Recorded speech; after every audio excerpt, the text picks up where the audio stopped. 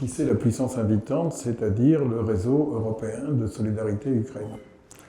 Ce réseau a été constitué en mars de cette année, peu de temps après le démarrage de l'agression russe contre l'Ukraine.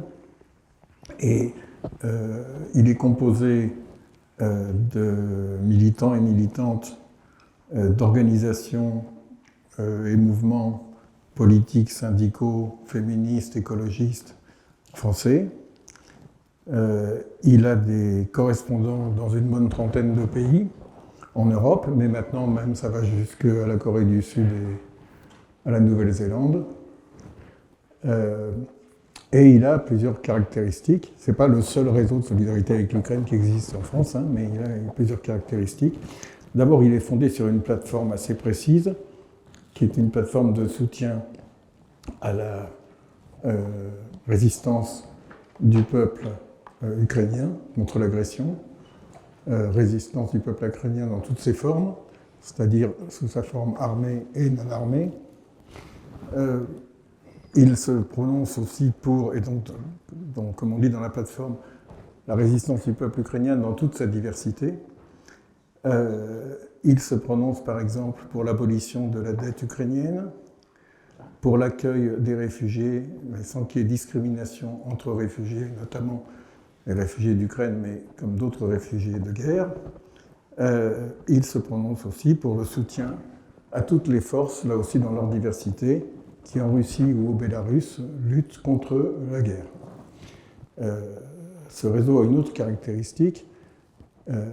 Il est particulièrement actif en solidarité avec les forces progressistes en Ukraine. Quand je dis forces progressistes, je veux dire des mouvements politiques, des mouvements syndicaux, des mouvements féministes, des mouvements écologistes qui existent en Ukraine, et bien entendu qui font partie du peuple ukrainien, mais qui ne sont pas, bien entendu, le peuple ukrainien, et qui sont souvent, d'ailleurs, critiques par rapport à certaines options politiques du gouvernement ukrainien actuel, mais qui tous participent à leur défense de leur pays.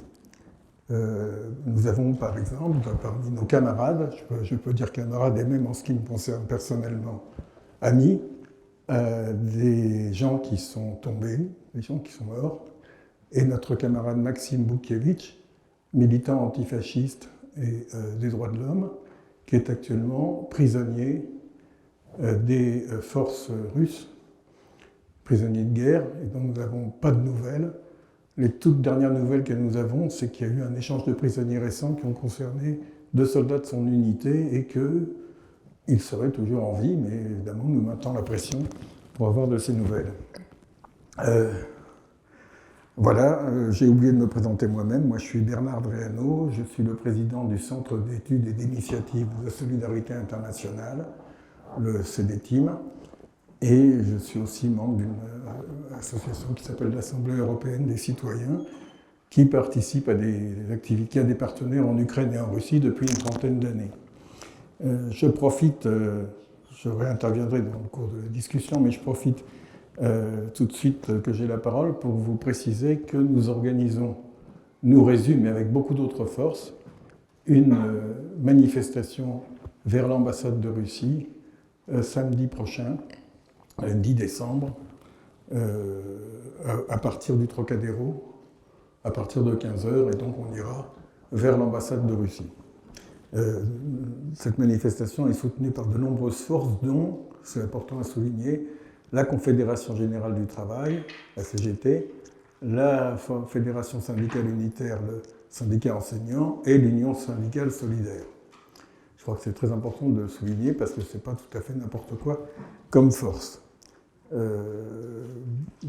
de suite, on va rentrer dans le vif du sujet, je ferai d'autres annonces au fil de la réunion, et je vais passer la parole à notre amie Daria Sapourova, qui est ukrainienne et qui va nous parler un peu de la situation. Et qui va se présenter elle-même.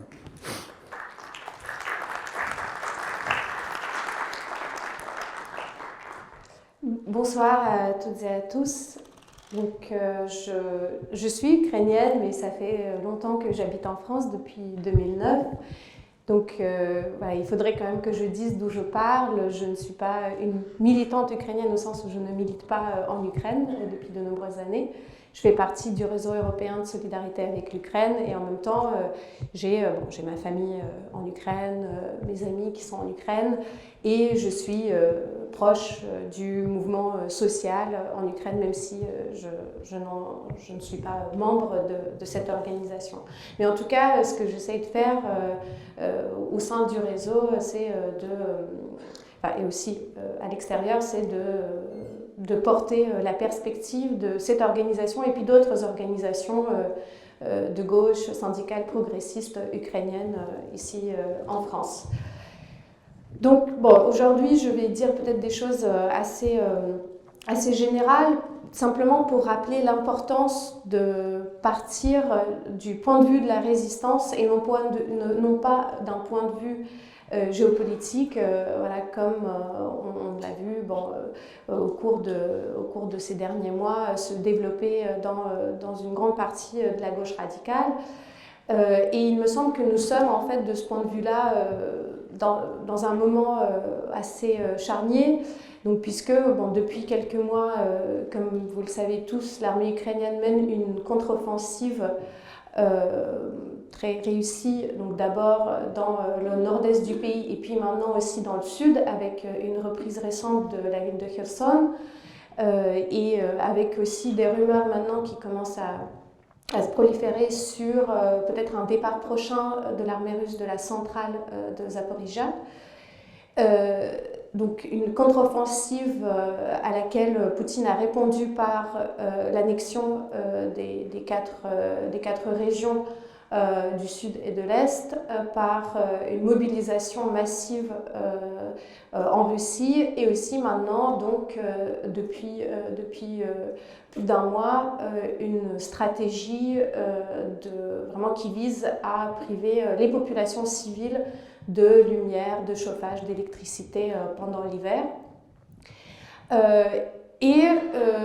Donc sur le fond de cette situation, on a donc des prises de position et des manifestations aussi dans différents pays, en Italie, aux États-Unis, qui commencent à se multiplier sous l'étiquette de mouvement pour la paix, pour pousser un cessez-le-feu immédiat et pousser les gouvernements des pays occidentaux d'arrêter la livraison d'armes à l'Ukraine. Et voilà, donc c'est pour ça qu'il me semble toujours important de rappeler le point de vue de la résistance et non pas le point de vue géopolitique. Donc voilà, vous savez très bien que la guerre en Ukraine a creusé un certain nombre de fractures déjà présentes au sein de la gauche radicale, donc qu'il s'agisse de la conception que l'on se fait d'internationalisme, de la valeur qu'on accorde aux luttes populaires pour la démocratie et l'autodétermination nationale, ou encore des stratégies concrètes de la lutte anti-impérialiste. Voilà, ces fractures en fait existaient déjà et voilà, Edoui Plenel le rappelle très bien en fait dans son livre. Donc on peut évoquer la guerre en Syrie, mais voilà, ça remonte peut-être encore beaucoup plus loin, puisque ce qui s'engage là, c'est aussi une certaine le rapport en fait que les organisations de gauche partout dans le monde ont avec la mémoire de l'URSS. Et ces fractures, donc aujourd'hui, se font voir aussi bien au niveau des analyses théoriques que de la pratique. Donc il y a d'un côté une partie de la gauche qui s'attache à la grille de lecture purement géopolitique, qui continue à analyser la guerre en Ukraine principalement comme une guerre de confrontation interimpérialiste, comme une guerre par procuration des États-Unis avec la Russie. Et donc du côté de cette gauche-là, on voit donc soit une solidarité purement déclarative, soit vraiment une haine à peine cachée vis-à-vis d'un mouvement de résistance que l'on cherche alors à réduire à soit une mobilisation verticale reposant sur l'obsession nationaliste du gouvernement de Zelensky, soit donc à une résistance nationaliste vraiment radicale, voire néo-nazie. Bon, donc on l'a vu ça aussi malheureusement du côté côté des camarades reprendre ces termes du régime poutinien. Et puis d'un autre côté, il y a une tentative d'analyser la guerre en Ukraine plutôt comme une agression proactive du type colonial à partir de l'hypothèse de la spécificité de l'impérialisme russe. Et voilà, d'ailleurs, la spécificité qu'il s'agira encore de déterminer les caractères. Donc je pense que dans les années à venir, on va avoir un renouvellement de la théorisation de ce que c'est que l'impérialisme aujourd'hui, puisque voilà, ces 30 dernières années, dans les théories comme celle de David Harvey et autres, l'impérialisme, c'était l'hégémonie des États-Unis et donc à des politiques qui passent essentiellement par les réformes néolibérales et non plus par la guerre. Donc il va falloir repenser tout ça à la lumière des événements récents. Et donc voilà, si on considère donc l'agression russe comme une agression impérialiste, ce mouvement cette analyse théorique va aussi avec une pratique de solidarité par en bas avec les mobilisations populaires en Ukraine qui privilégient le point de vue des organisations syndicales, qui privilégient le point de vue des organisations progressistes. Et voilà, et ça revient à reconnaître le droit du peuple ukrainien à résister par les armes. Et voilà, donc aussi reconnaître le fait que cette résistance déborde largement le cadre de l'État. Donc juste pour rappeler, les problèmes qui sont liés au réductionnisme géopolitique. Donc le premier problème consiste à faire l'impasse sur l'agentivité du régime poutinien et de la classe dominante russe. Donc bien évidemment, il ne s'agit pas de nier que ce régime résulte d'un certain nombre de phénomènes qui ont été impulsés par les pays occidentaux. Donc la thérapie de choc qui a été imposée à la Russie au début des années 90, la poursuite de l'extension de l'OTAN, l'intégration de nombreux pays de l'Est dans l'Union européenne, etc., etc. Mais le régime poutinien, la classe dominante russe, s'est constitué en fait dans le cadre de cet effondrement économique et social des années 90. C'est cette classe-là précisément qui en a largement profité, et c'est toujours cette classe-là qui profite de la guerre. Donc ce ne sont pas du tout les classes populaires en Russie qui en profitent. Ensuite, donc, le deuxième problème de l'analyse purement géopolitique, c'est qu'il néglige très souvent la dimension postcoloniale des rapports entre la Russie et l'Ukraine, donc minimise la longue histoire de l'impérialisme russe, qui a été perpétuée de manière spécifique par la Russie soviétique sous couvert de l'idée de l'amitié entre les peuples et de l'association volontaire des républiques. Et en fait, voilà, il faut tenir compte du fait que aujourd'hui, la Russie donc est un pays qui continue à intervenir chez les voisins, non seulement en Ukraine, mais aussi domine encore les anciennes républiques soviétiques, la Biélorussie, une intervention au Kazakhstan juste avant l'invasion de l'Ukraine, la guerre en Géorgie en 2008. On voit aussi en Russie typiquement une division du travail propre à la condition postcoloniale, c'est-à-dire que vous allez voir en Russie les travailleurs issus des pays de l'Asie centrale qui occupent les travaux les plus précaires, les plus durs, les plus mal payés, etc. À l'intérieur même de la Russie, donc il y a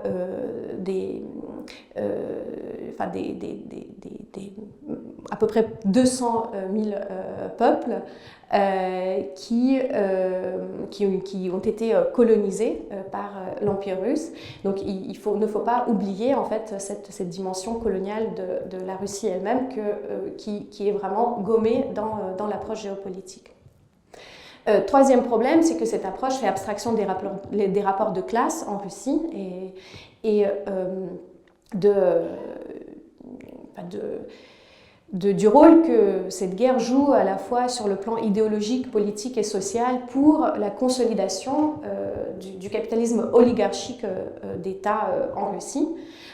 Donc il faut vraiment relier ce qui se passe aujourd'hui avec la crise de 2008 qui vraiment pour la première fois fait vaciller la popularité du régime poutinien qui ne pouvait plus offrir la stabilité et la prospérité en échange de la docilité politique. Donc on a vu en 2011-2012 les manifestations contre les élections truquées, donc les manifestations anti-poutiniennes massives.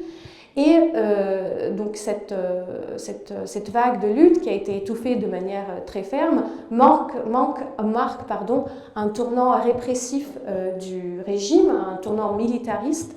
Et 2014, donc l'intervention de la Russie en Ukraine s'inscrit pleinement dans ce tournant répressif et militariste.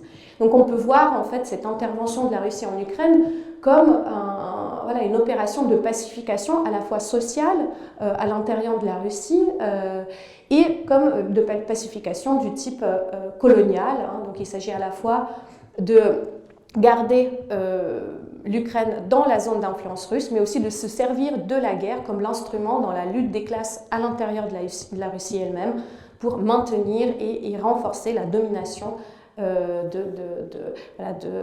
du régime à l'intérieur de la Russie elle-même. Enfin, donc, dernier problème, c'est qu'on assiste avec cette analyse à la négation de l'agentivité des Ukrainiens et des Ukrainiennes. Or, c'est précisément l'irruption inattendue pour tout le monde de la résistance populaire qui a réussi à repousser l'armée russe dès les premiers mois de la guerre, qui a vraiment déjoué toutes les prévisions d'experts fondées sur les conditions objectives données. Voilà, on parlait de l'armée russe comme la deuxième armée du monde, et puis on a vu les Ukrainiens résister les premiers mois, alors que même les livraisons d'armes étaient vraiment en dessous même des besoins de défense élémentaire. Donc voilà, il me semble qu'il faut vraiment insister sur la nécessité de partir de ce point de vue, puisque la résistance ukrainienne a permis non seulement jusque-là de retenir l'élargissement de l'escalade, de prévenir l'invasion de tout le pays. Elle a également ouvert les possibilités objectives pour d'autres crises subjectives, donc pour d'autres soulèvements contre l'ordre capitaliste mondial, qu'il soit gardé par les puissances occidentales ou par les régimes comme celui de Poutine, donc l'ordre capitaliste mondial qui est de plus en plus autoritaire et écocide.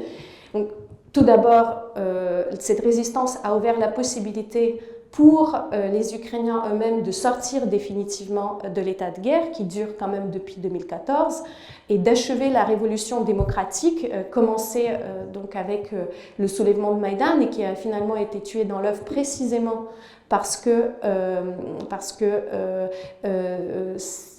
a été suivie par l'annexion de la Crimée et la guerre qui a commencé dans le Donbass.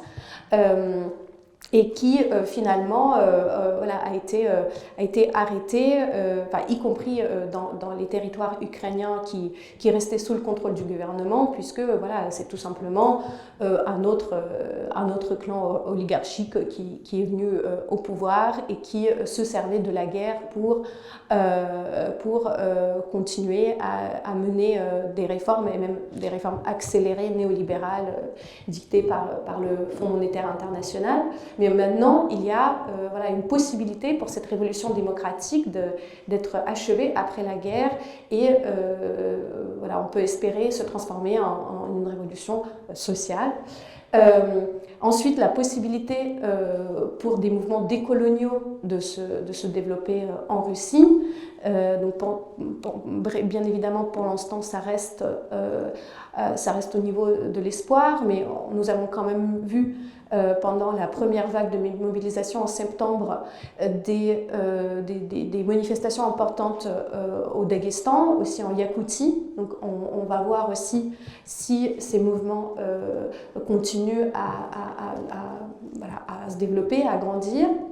La possibilité aussi en Russie pour des soulèvements politiques et sociaux sur fond d'une mobilisation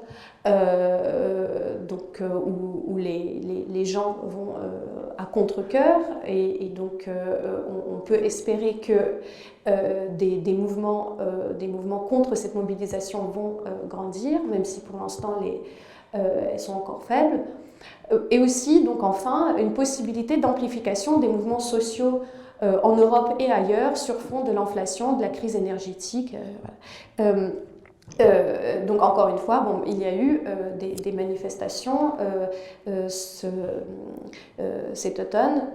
Il s'agit aussi de voir comment cela va se développer. Alors bien évidemment, cette déstabilisation qui a été créée par l'invasion de l'Ukraine et par la résistance prolongée du peuple ukrainien, ça comporte aussi des dangers. Donc, il y a aussi tout un ensemble de phénomènes morbides qui prolifèrent, donc la poussée de l'extrême droite, du complotisme, la décomposition de la gauche, la décomposition des solidarités internationales, sous l'effet de la capitulation à la logique des blocs impérialistes, une militarisation généralisée de la société, etc., etc. Et donc, en fait, la question stratégique, c'est précisément de savoir comment à la fois soutenir la résistance ukrainienne et tout en saisissant les possibilités de rupture que celle-ci offre, en fait, sur beaucoup de niveaux. Voilà. Et donc, juste pour terminer, c'est dire que soutenir la résistance, bien sûr, mais bien évidemment sans la romantiser. Et je pense que c'est ce qu'on fait dans le réseau, ce qu'on essaie de faire, c'est à la fois de soutenir la résistance populaire, mais en même temps informer et alerter sur les lois antisociales, les réformes antisociales que le gouvernement ukrainien cherche à passer en pleine guerre, donc en se servant de la loi martiale comme prétexte. En gros, soutenir surtout cette frange de la résistance qui est à la fois dans et contre, donc qui mène un double front, à la fois contre l'invasion et aussi pour la reconstruction de l'Ukraine sur des bases plus progressistes que le gouvernement néolibéral de Zelensky. Merci.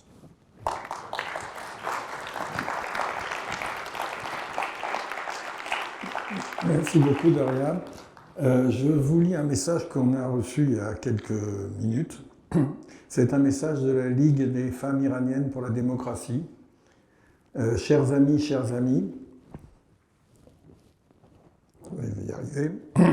Dans ces moments difficiles, la Ligue des femmes iraniennes pour la démocratie est solidaire et partage les souffrances du peuple et surtout des femmes et des enfants d'Ukraine victimes d'une guerre d'invasion impérialiste par la Russie. Nous rendons hommage à leur courage et soutenons leur résistance. La Ligue des femmes iraniennes pour la démocratie.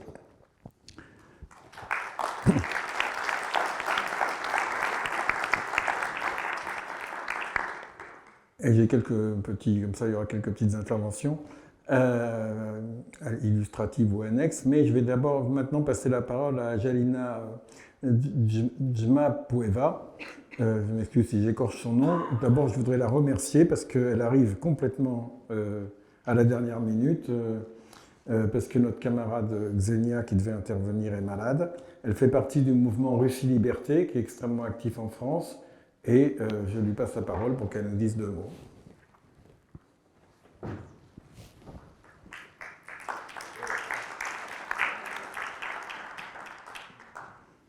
Oui, merci pour nous inviter.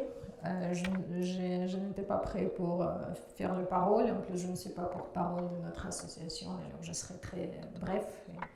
Je suis membre de la Russie Liberté. Notre association est de 10 ans.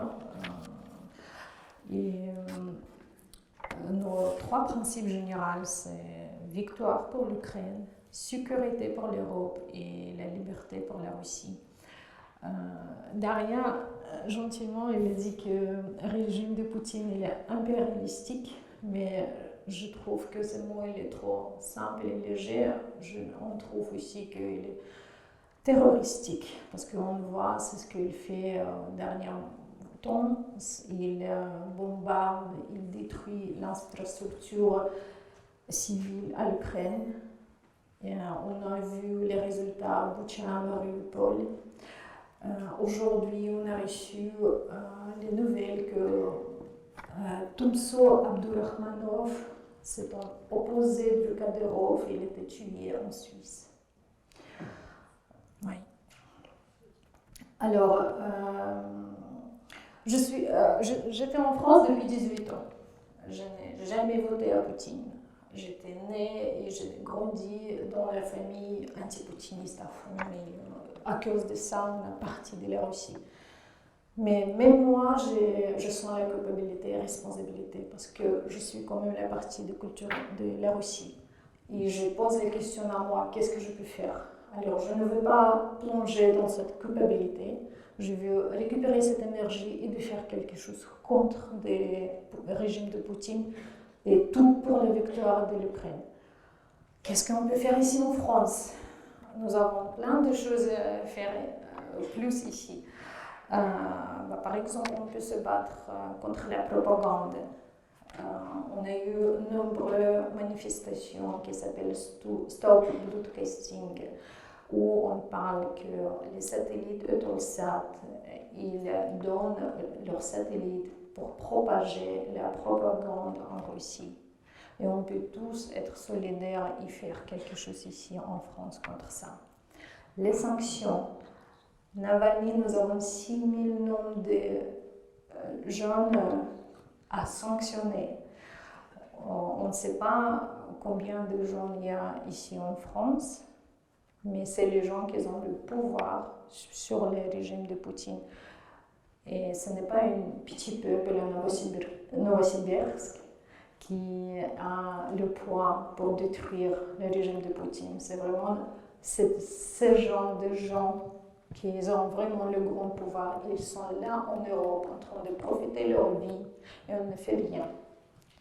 Et le troisième, ces derniers temps, à l'Association pour l'Ukraine, il a fait une grande manifestation. Il a informé tout le monde qu'il y a beaucoup d'enfants qui étaient déportés en Russie. C'est les enfants ukrainiens. Il y a 10 000 demandes officielles des parents et des gens proches. C'est que l'Ukraine et la Russie qui ont informé que leurs enfants ils sont en Russie. Ce n'est même pas les orphelins. Et on ne sait même pas combien des orphelins encore ils sont en Russie. C'est minimum 10 000. C'est-à-dire que c'est 10 000 jusqu'à 300 000 enfants ils sont en Russie. Et nous, c'est là où on peut faire aussi quelque chose, de parler avec les gouvernements, de parler avec Croix-Rouge, UNICEF, de trouver quelques structures, le système pour récupérer ces enfants. Ça, c'est les parties du peuple sur qui nous avons la responsabilité. Ils ne peuvent pas se... Comment je peux dire ça? Oui, j'ai oublié ce mot en français, je suis désolée. C'est tout ce que je voulais dire. Je suis vraiment contente de voir vous tous et j'ai beaucoup de motivation. Si on sera solidaires, si on sera tous ensemble, je pense qu'on aura des résultats. Parce que même si je parle au nom du Russe opposé au régime de Poutine, je comprends que nous ne sommes pas nombreux. Nous ne sommes pas autant forts comme Poutine. Parce que Poutine, c'est une dictature. Ce n'est plus autocrate, c'est vraiment une dictature. Les lois, les lois en Russie, ils sont au niveau plus grave et plus grave. Et nous, on a besoin vraiment de l'aide de tout le monde pour se battre. Merci beaucoup.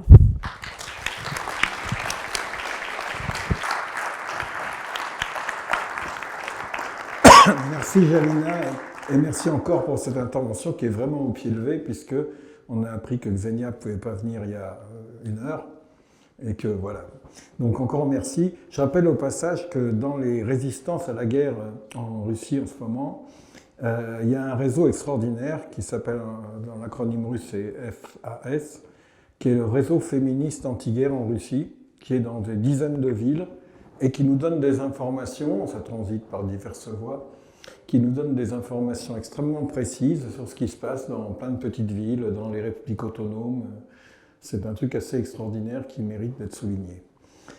Juste avant de passer la parole à l'orateur suivant, je voudrais demander à Jean-Pierre Pasternak peut-être de nous dire un mot au nom de l'Union des Ukrainiens de France qui voulait saluer ce meeting.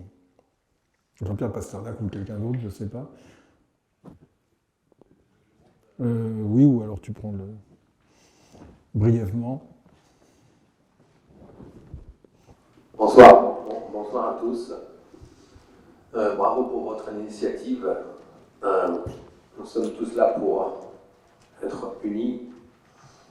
Albert, je viens d'apercevoir au nom de Mémorial 98 et du collectif pour l'Ukraine, pour notre liberté et la vôtre, et toute la gauche, presque toute la gauche, malheureusement c'est pas toute la gauche, malheureusement.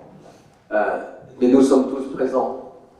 L'important, c'est comme les intervenants l'ont dit, on est là pour s'unir, car c'est notre combat à tous, pour notre liberté, pour la démocratie, pour nos valeurs. L'ennemi aujourd'hui, c'est l'impérialisme. L'impérialisme aujourd'hui, les Russes. L'impérialisme russe avec toutes ses atrocités. Donc, bravo encore pour cette initiative, pour la grande manifestation à laquelle nous attendons tous. Et encore plus du 10 décembre prochain, samedi 14h, donc place du Trocadéro, marche de la liberté vers l'ambassade de Russie. Donc les points qu'a soulevé entre autres Xenia, merci. Jalina, parce que c'est marqué Xenia. Ah pardon, Jalina. Zalina, pardon, excusez-moi, Zalina. Voilà, se battre contre la propagande, c'est vrai que c'est très important parce que la propagande continue sur notre continent, jusqu'en France, jusqu'au Moyen-Orient, jusqu'en Afrique, avec la diffusion des chaînes propagandistes, Russia Today, etc., diffusées par une société française, Eutelsat. Donc nous avons en effet pris part à des manifestations et des courriers avec entre autres l'association d'Hydro, ensemble avec des représentants des réfugiés ou des démocrates russes. Merci d'avoir soulevé ce point-là. Les sanctions, oui, donc les sanctions c'est très important. Quand on entend le message de Poutine en disant les sanctions n'ont aucun effet, c'est tout ce que Poutine dit, de toute façon il faut comprendre l'inverse. Donc si ça ne fait pas d'effet, en effet ça fait effet, et ça fera effet pour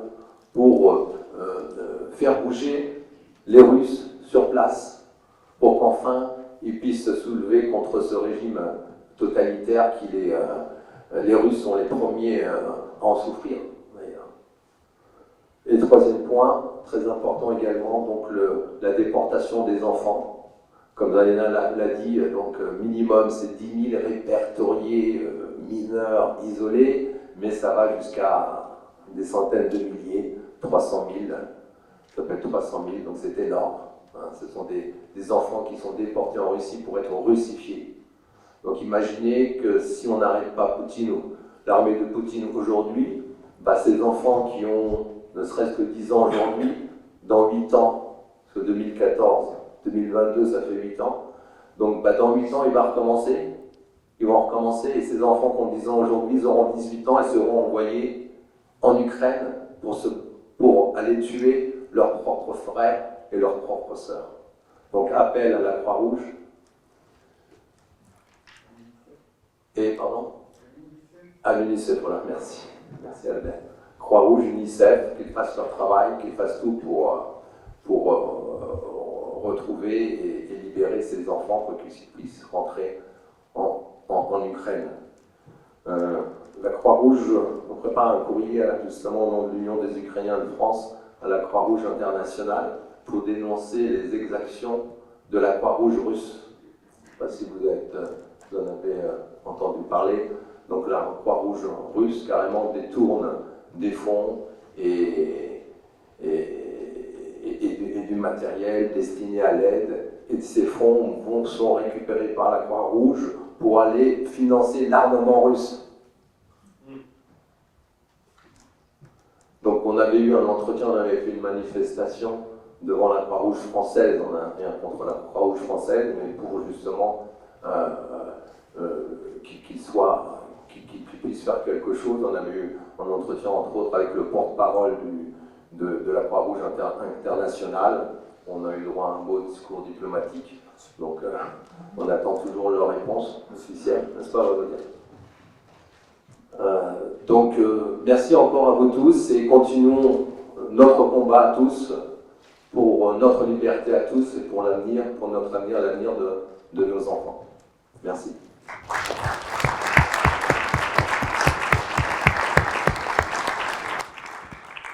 Merci. Donc, je vais passer la parole à Edoui Plenel, le fondateur de Mediapart, auteur d'un livre sur l'Ukraine dont il parlera beaucoup mieux que moi, d'autant plus que je n'ai pas lu son livre. Et ensuite, j'aurai encore d'autres informations à vous donner.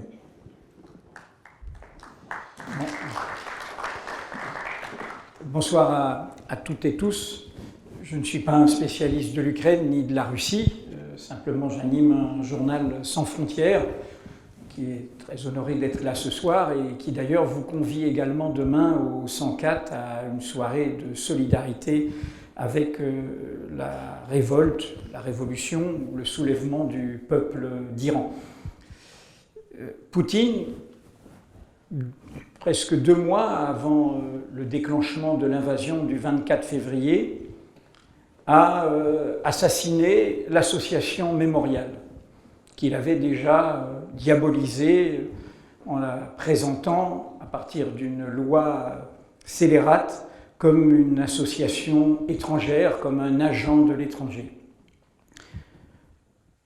Tuer Mémorial, c'est dire qu'il faut tuer le passé, qu'il faut empêcher de comprendre le passé, puisque Mémorial, en dehors de ses actions sur les droits humains au présent, faisait le travail nécessaire pour comprendre ce qui était arrivé aux différents peuples de l'Union soviétique, pour comprendre ce qui s'était passé entre le tsarisme, le moment de la révolution russe et ce qu'a représenté la très longue durée du stalinisme.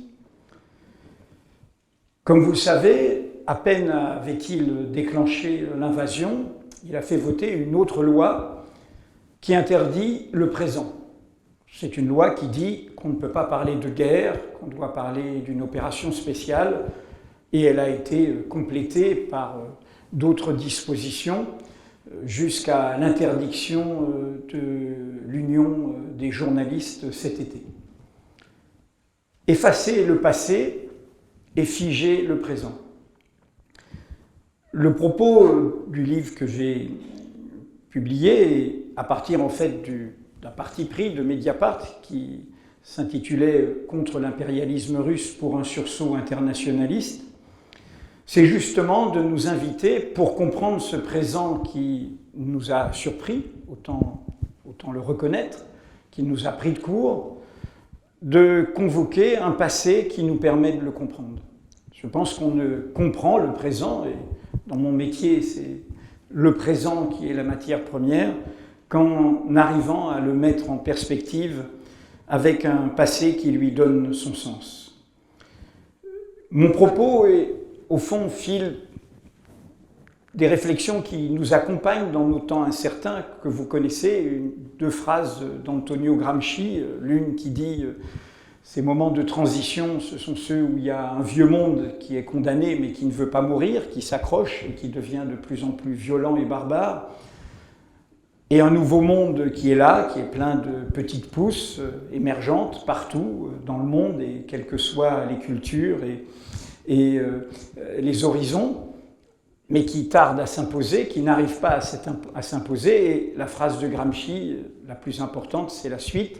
Et dans cet entre-deux et dans cet intervalle où ce clair-obscur surgissent, selon les traductions, soit les phénomènes morbides les plus variés, soit, pour le dire plus directement, les monstres. Nous avons à regarder en face un monstre.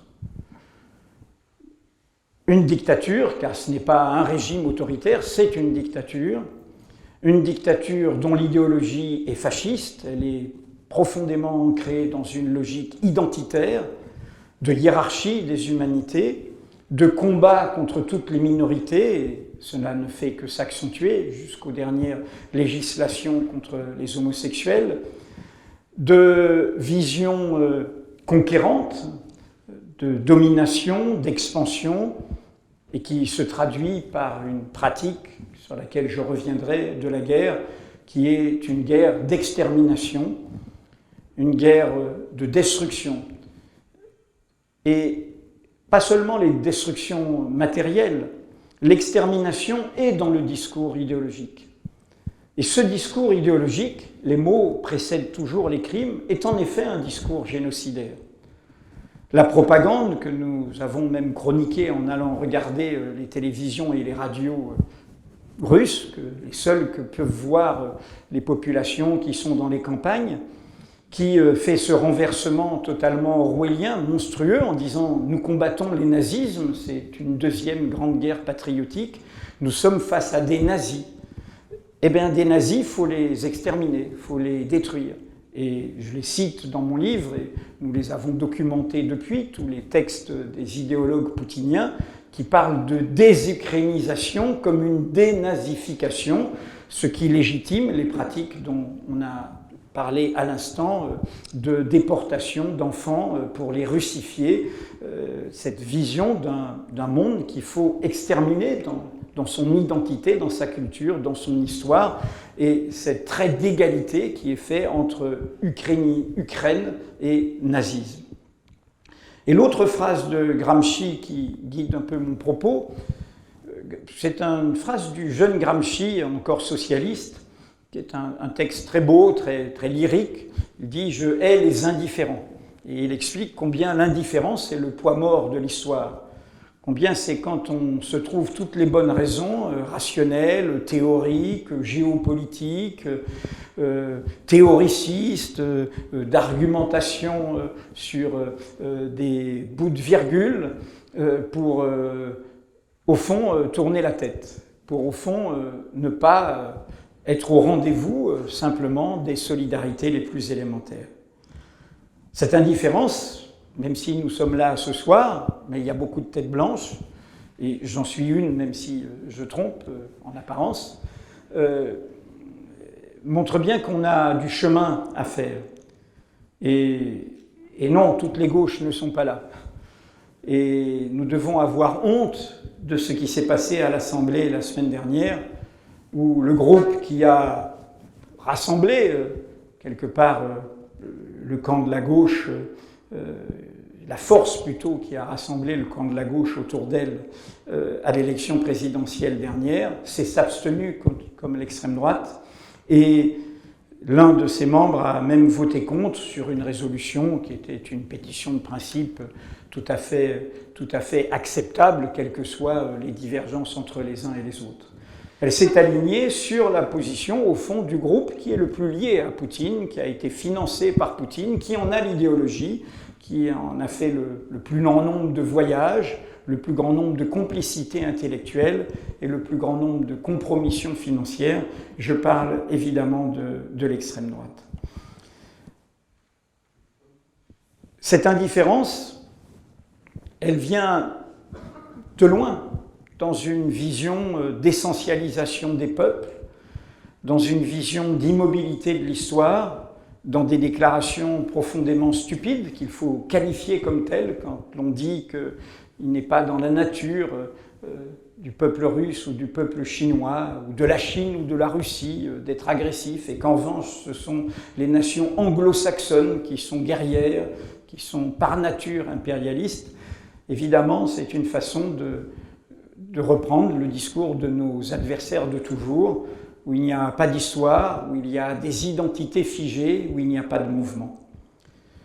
En quelques mots, une fois dit propos liminaire, j'ai voulu à la fois nous réveiller pour dire qu'il faut être contre l'impérialisme, contre le campisme et pour l'internationalisme. Le monstre que nous avons sous les yeux a une histoire. Et cette histoire, notamment aux jeunes générations, il faut la transmettre, étant donné qu'il y a eu beaucoup d'éclipses de cette transmission que nos générations ont connues. Nul hasard si Lénine, avant la révolution russe, écrit « L'impérialisme, stade suprême du capitalisme ». Il est issu d'une génération révolutionnaire qui a été bercée par la lecture de Marx et Engels, qui ont été vus en leur temps comme des russophobes, qui voyaient le tsarisme comme le pire ennemi, la prison des peuples d'Europe, comme vraiment le monde le plus dangereux, le plus violent, le plus corrompu et corrupteur. Il y a toutes sortes de textes que l'on peut relire de Marx et d'Engels à ce sujet. En l'occurrence, la génération qui entoure Lénine, quelles que soient leurs divergences et quelles que soient leurs fautes ou leurs erreurs par ailleurs, est du côté du droit des peuples à disposer d'eux-mêmes.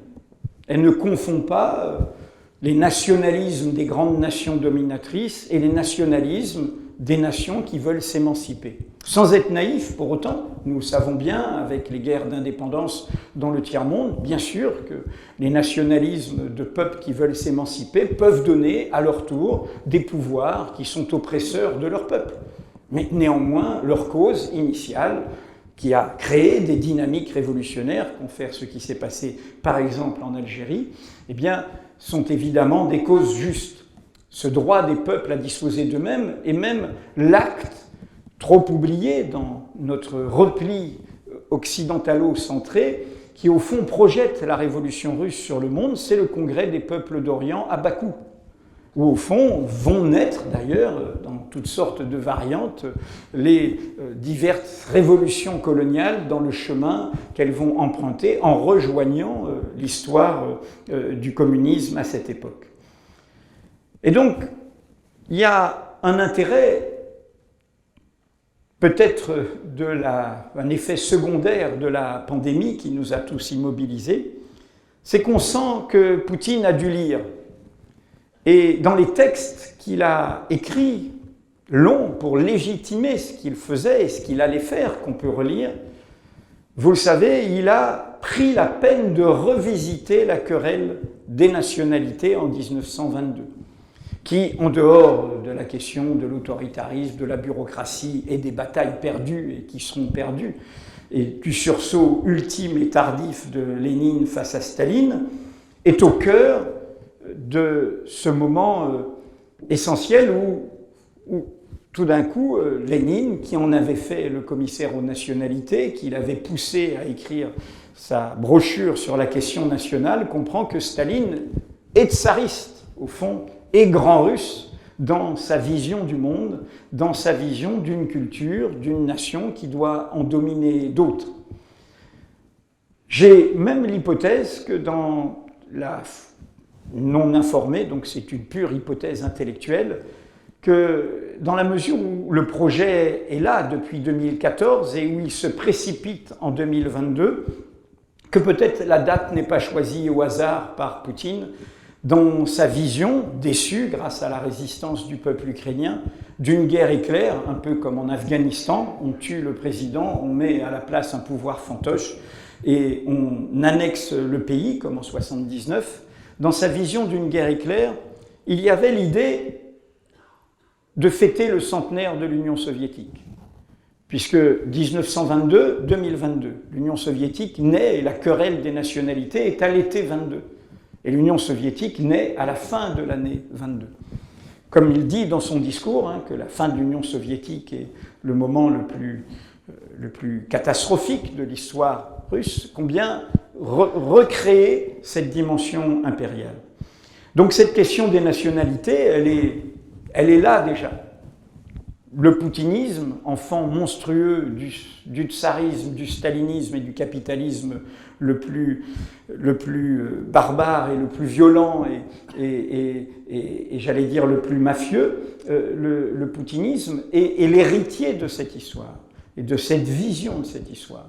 C'est pour ça que j'ai pris la peine dans ce livre, et ce n'est pas une histoire de nostalgie personnelle, je crois que c'est au contraire un héritage qu'il faut revendiquer, de revisiter les débats et les apports de l'opposition de gauche au stalinisme sur cette question.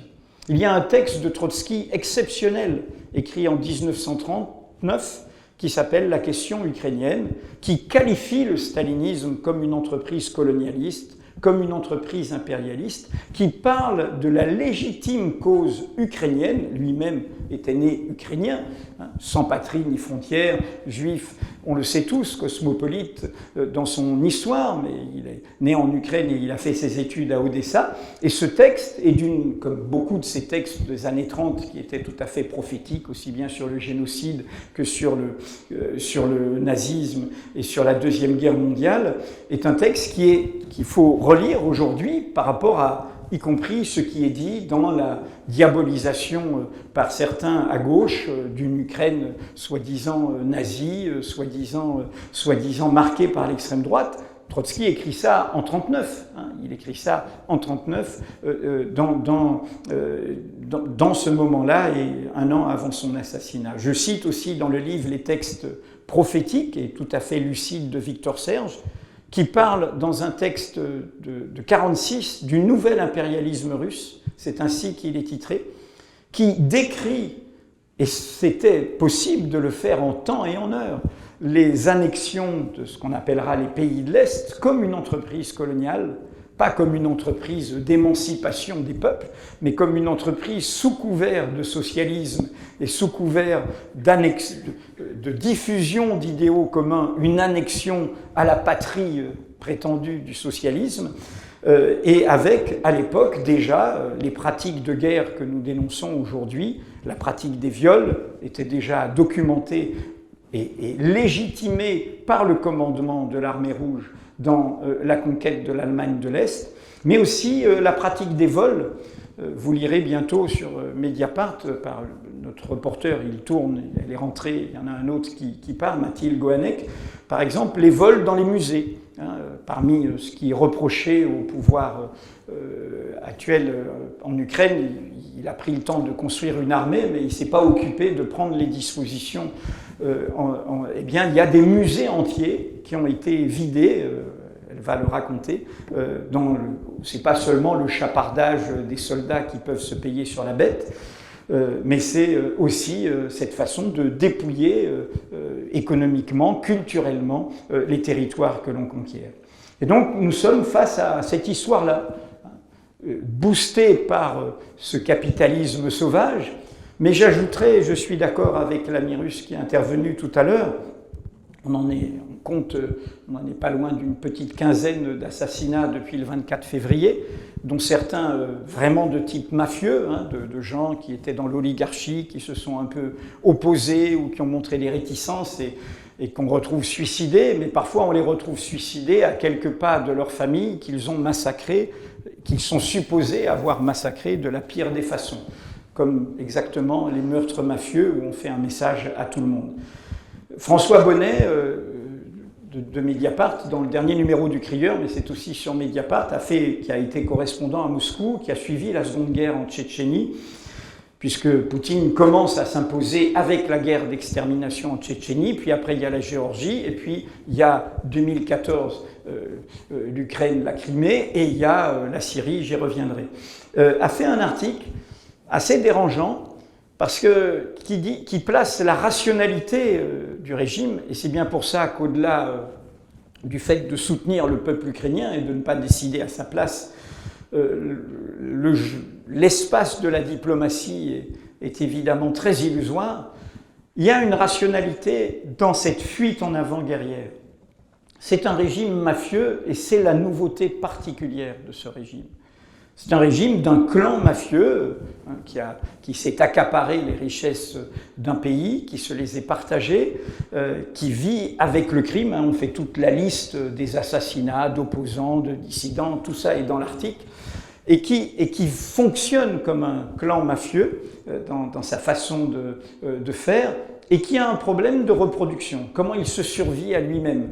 Car ce n'est pas un régime avec une classique base sociale. Hein.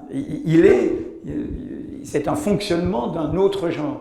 Et pour se survivre à lui-même, Poutine a le même âge que moi, 70 ans, eh bien, il faut arriver à juguler la société. Il faut que la société ne puisse pas s'en mêler. Et la façon de faire, puisque cette société a commencé à se réveiller, à bouger, ben, sa façon de faire, c'est de la mithridatiser totalement par cette opération. Mon deuxième point, je galope, j'accélère un peu, contre le campisme. C'est évidemment le sujet qui nous parle le plus ici et qu'il faut aborder d'autant plus que c'est un sujet vis-à-vis d'autres peuples, on le sait tous, en Afrique, en Amérique latine, au Moyen-Orient, dans le monde arabe, la solidarité n'est pas évidente. Et elle n'est pas évidente pour une bonne raison, qui est les responsabilités de notre monde dans les désastres du monde d'aujourd'hui. Donc bien fait pour vous, 2 poids, 2 mesures, et ainsi de suite. Et c'est à ça qu'il faut tordre le cou. Le 2 poids, 2 mesures ne doit jamais être l'argument de l'indifférence. C'est comme dans les débats sur le racisme et les discriminations ici, c'est pas parce qu'il y a des discriminations nouvelles et virulentes contre les musulmans de France qu'il faut abandonner la cause de l'antisémitisme, et ainsi de suite. Bon, il faut tenir tout, ou ne s'occuper que de l'antisémitisme et oublier les autres discriminations. Le campisme, et c'est là-dessus que je voudrais venir, qui est une politique borgne, hein, une politique hémiplégique, a une histoire aussi. Et je pense qu'il a une histoire qui est très liée à ce que je viens de dire sur le stalinisme tout à l'heure. C'est-à-dire cette vision qui était dans la façon dont cette contre-révolution a tué l'internationalisme, cette vision d'effacer les peuples, au fond. Il n'y a plus que des États. Il n'y a plus de mouvement autonome des peuples. Et on ne raisonne que par rapport à des États. Et entre nous, pour moi, certains responsables de la gauche française actuelle ne parlent de ces questions internationales que comme s'ils étaient au pouvoir, comme s'ils dirigeaient l'État. Et ils en oublient les peuples. La pire indifférence que nous payons très cher aujourd'hui ayant été l'indifférence à l'égard de la révolution syrienne. Il faut lire le livre noir qui a été publié cet automne, là, au Seuil, sur la révolution syrienne.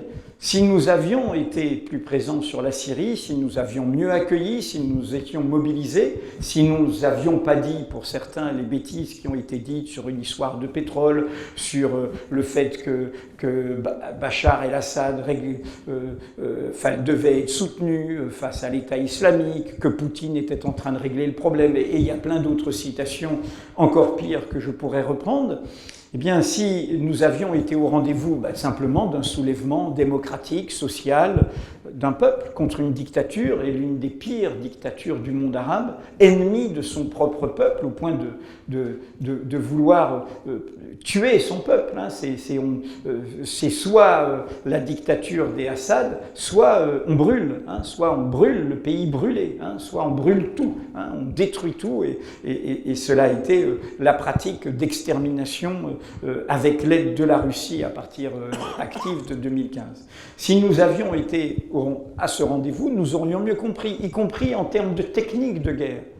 Un Syrien, quand il voit les ruines de Mariupol, il pense à Alep, c'est tout simple, et c'est ce qui s'est passé. Et cette façon de bombarder indistinctement, cette façon de déverser des choses inflammables sur les populations, et ainsi de suite, hein, sur les pratiques, les exécutions, les tortures, etc., tout ça était là. Et sur la question du campisme, je voudrais aller jusqu'au bout pour aussi nous libérer de quelque chose qui, en France particulièrement, est pour moi problématique, qui est une forme d'anti-américanisme primaire.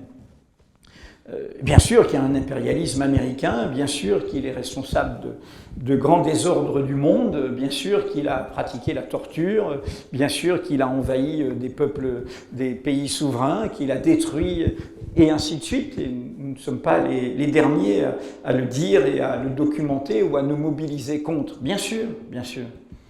Mais l'anti-américanisme primaire, c'est autre chose. Et c'est via le stalinisme, via le campisme du stalinisme, c'est-à-dire après la Deuxième Guerre mondiale, ça a été le recyclage de quelque chose qui, dans l'histoire française, qui est le grand laboratoire intellectuel des extrêmes droites européennes, qui vient de l'extrême droite. Il y a eu un livre qui s'appelle L'ennemi américain qui l'a largement documenté. Jusqu'à la Deuxième Guerre mondiale, l'anti-américanisme viscéral, le pays du melting pot, le pays où il y a des sauvages, le pays où il y a des noirs, le pays où il y a des juifs, le pays où il y a un capitalisme incarné par Rothschild, et ainsi de suite, c'est un discours d'extrême droite. C'est-à-dire cette façon d'oublier qu'il y a un mouvement ouvrier américain, d'oublier qu'il y a des radicaux du Parti démocrate américain, et qu'ils posent des bonnes questions, et qui sont là d'ailleurs, et qu'ils disent plein de bonnes choses, c'est-à-dire d'oublier les contradictions de la société américaine, et d'oublier même la tradition de libéralisme politique qui ne peut pas, qui est à gauche, et qui ne peut pas s'assimiler au libéralisme économique, eh bien c'est aussi quelque chose que nous payons aujourd'hui. Je cite dans le livre Orwell, je veux dire, dans la Deuxième Guerre mondiale, Orwell dit ça par rapport aux gauches anglaises qui, la première année, 40, avant Barbarossa, quand, je le rappelle, la Deuxième Guerre mondiale commence avec le pacte germano-soviétique, c'est l'annexion de l'ouest de l'Ukraine, c'est ça que Poutine impose dans ses lois mémorielles d'oublier. La Deuxième Guerre mondiale doit commencer avec Barbarossa, et elle ne peut pas commencer, on efface le pacte germano-soviétique, du coup on efface la Shoah aussi, le film sur Babillard le rappelle, comme si c'était des crimes indistincts qui ont été commis. Mais Orwell, en 1940, une partie de la gauche britannique, contre laquelle il se bat, tout en restant de gauche, dit voilà, les deux impérialismes, c'est une guerre entre impérialismes. On a eu ça aussi, y compris dans certaines tendances de l'extrême gauche française à l'époque. Et donc c'est une guerre entre impérialismes. Et certains lui disent, regarde ce qu'on fait. Et à l'époque, il prend cette formule, il dit, par rapport à ce que faisaient les nazis en Pologne, on ne savait pas encore la solution finale, on n'était même pas passé encore à la solution industrielle. Et il dit, oui, bien sûr, ce que font les nazis en Pologne ressemble à ce que nous faisons en Inde. Mais nous pouvons le dénoncer ici. Nous pouvons le combattre ici. Et cette distinction n'est pas secondaire du tout, y compris par rapport à ce que vivent les amis russes dont nous sommes solidaires et qui sont dans une situation soit d'exil, soit d'emprisonnement, soit de risque pour leur vie. La Deuxième Guerre mondiale, bien sûr qu'il y a un impérialisme américain, bien sûr qu'il y a un impérialisme français, la majorité des troupes de la France libre sont des troupes coloniales, bien sûr qu'il y a des États-Unis qui se projettent avec leur propre logique impérialiste, et pour autant, il y a un danger, et ce danger a une dimension idéologique, à une dimension criminelle qu'il faut absolument combattre, essentielle, philosophique, principale, au cœur de ce régime. Je conclus sur cette question de l'internationalisme. Je l'ai dit tout à l'heure, je pense que pour essayer de comprendre pourquoi il y a tant d'aveuglement parfois à gauche, je pense que c'est vraiment lié à la façon dont, dans ces dernières années, et ça a traversé toutes sortes de courants, je cite dans le livre toutes les citations de Jean-Pierre Chevènement, qui a été, on l'oublie un peu, pendant ces 10 dernières années, l'ambassadeur spécial de la France pour la Russie, qui, comme Marine Le Pen, a épousé toutes les positions dans ses déclarations, dans ses livres du régime poutinien, sur la Crimée, sur le Donbass, sur le fait que, un peu comme au temps de la guerre d'Algérie, une partie de la gauche française disait « est-ce qu'il y a une nation algérienne ?» Donc il met en doute qu'il y a une nation ukrainienne, etc. En clair, c'est la question du repli sur le national. Cette façon qui a traversé beaucoup de débats dans les gauches ces dernières années, de perdre le fil de l'internationalisme, de la compréhension du monde par l'internation, et de comprendre qu'on ne peut pas penser tous les défis que nous avons, qu'ils soient démocratiques, qu'ils soient sociaux, qu'ils soient écologiques, sans passer par la dimension internationaliste dont certes, le CDTIM, par exemple, porte la flamme depuis toujours. Et c'est ce qui explique cette vision hémiplégique. Je ne comprends pas autrement, sauf à dire qu'il serait stupide, or il ne l'est pas, les positions de Jean-Luc Mélenchon. C'est une vision d'État-nation, c'est une vision au nom d'un État-nation, comme s'il en était le président, qui ne voit plus les peuples. C'est-à-dire qu'il n'y a plus d'autonomie des peuples. Il n'y a pas un peuple en Ukraine qui, avec l'Euromaïdan, se soulève dans sa contradiction, dans sa diversité, avec son extrême droite, avec son extrême gauche, avec son centre, avec ses corrompus, avec ses oligarques, mais il se soulève pour choisir son destin, comme se sont soulevés les peuples tunisiens, les peuples syriens, les peuples égyptiens, et dans un mélange, comme ça, les peuples font leur histoire et ils sont acteurs de leur propre histoire.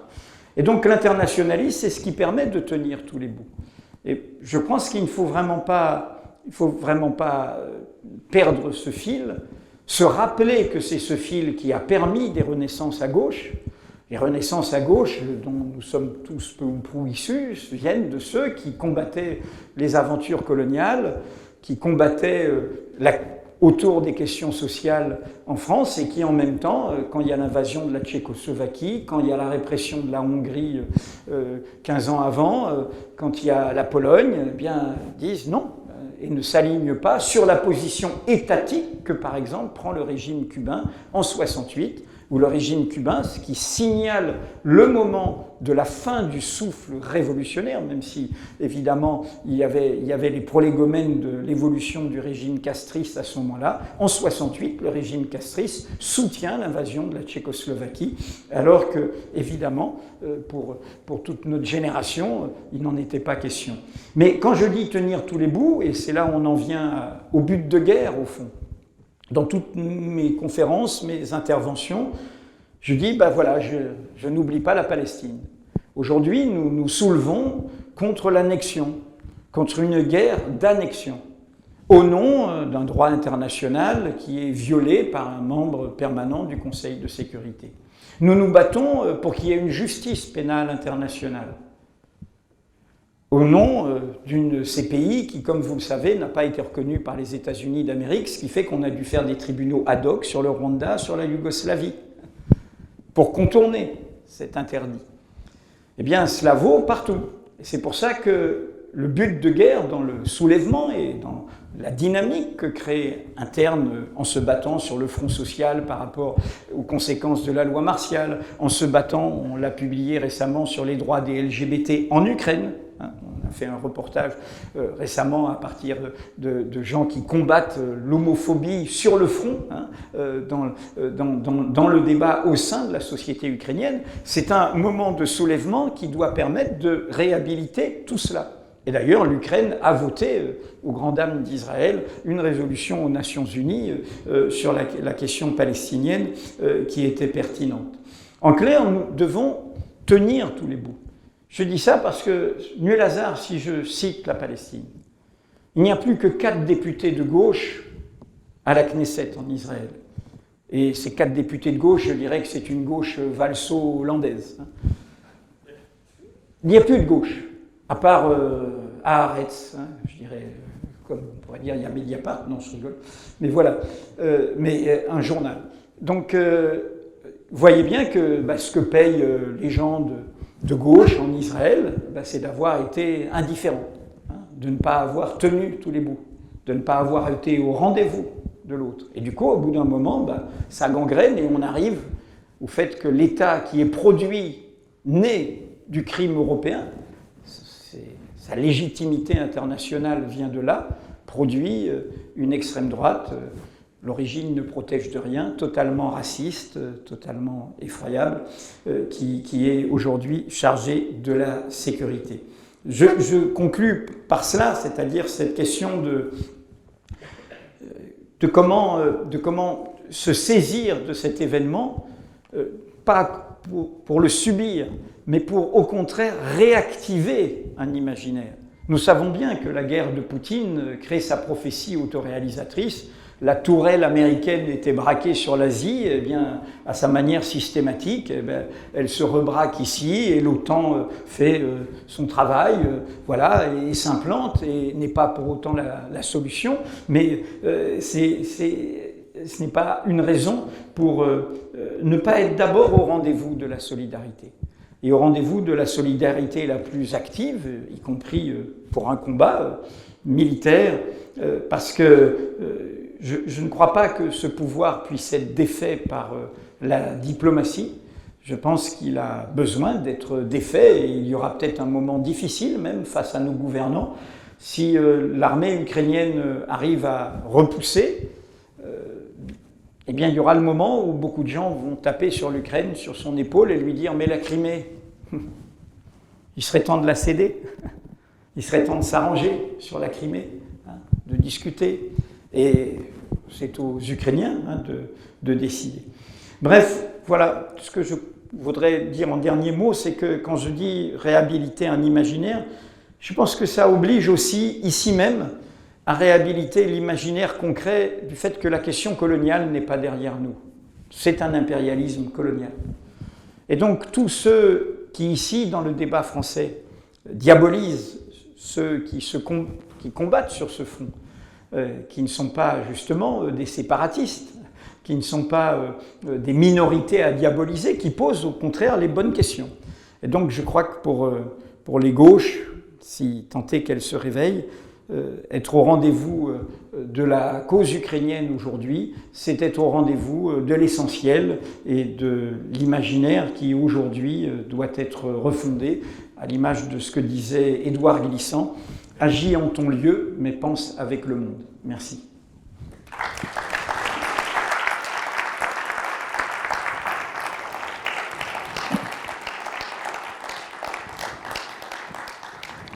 Merci Edoui.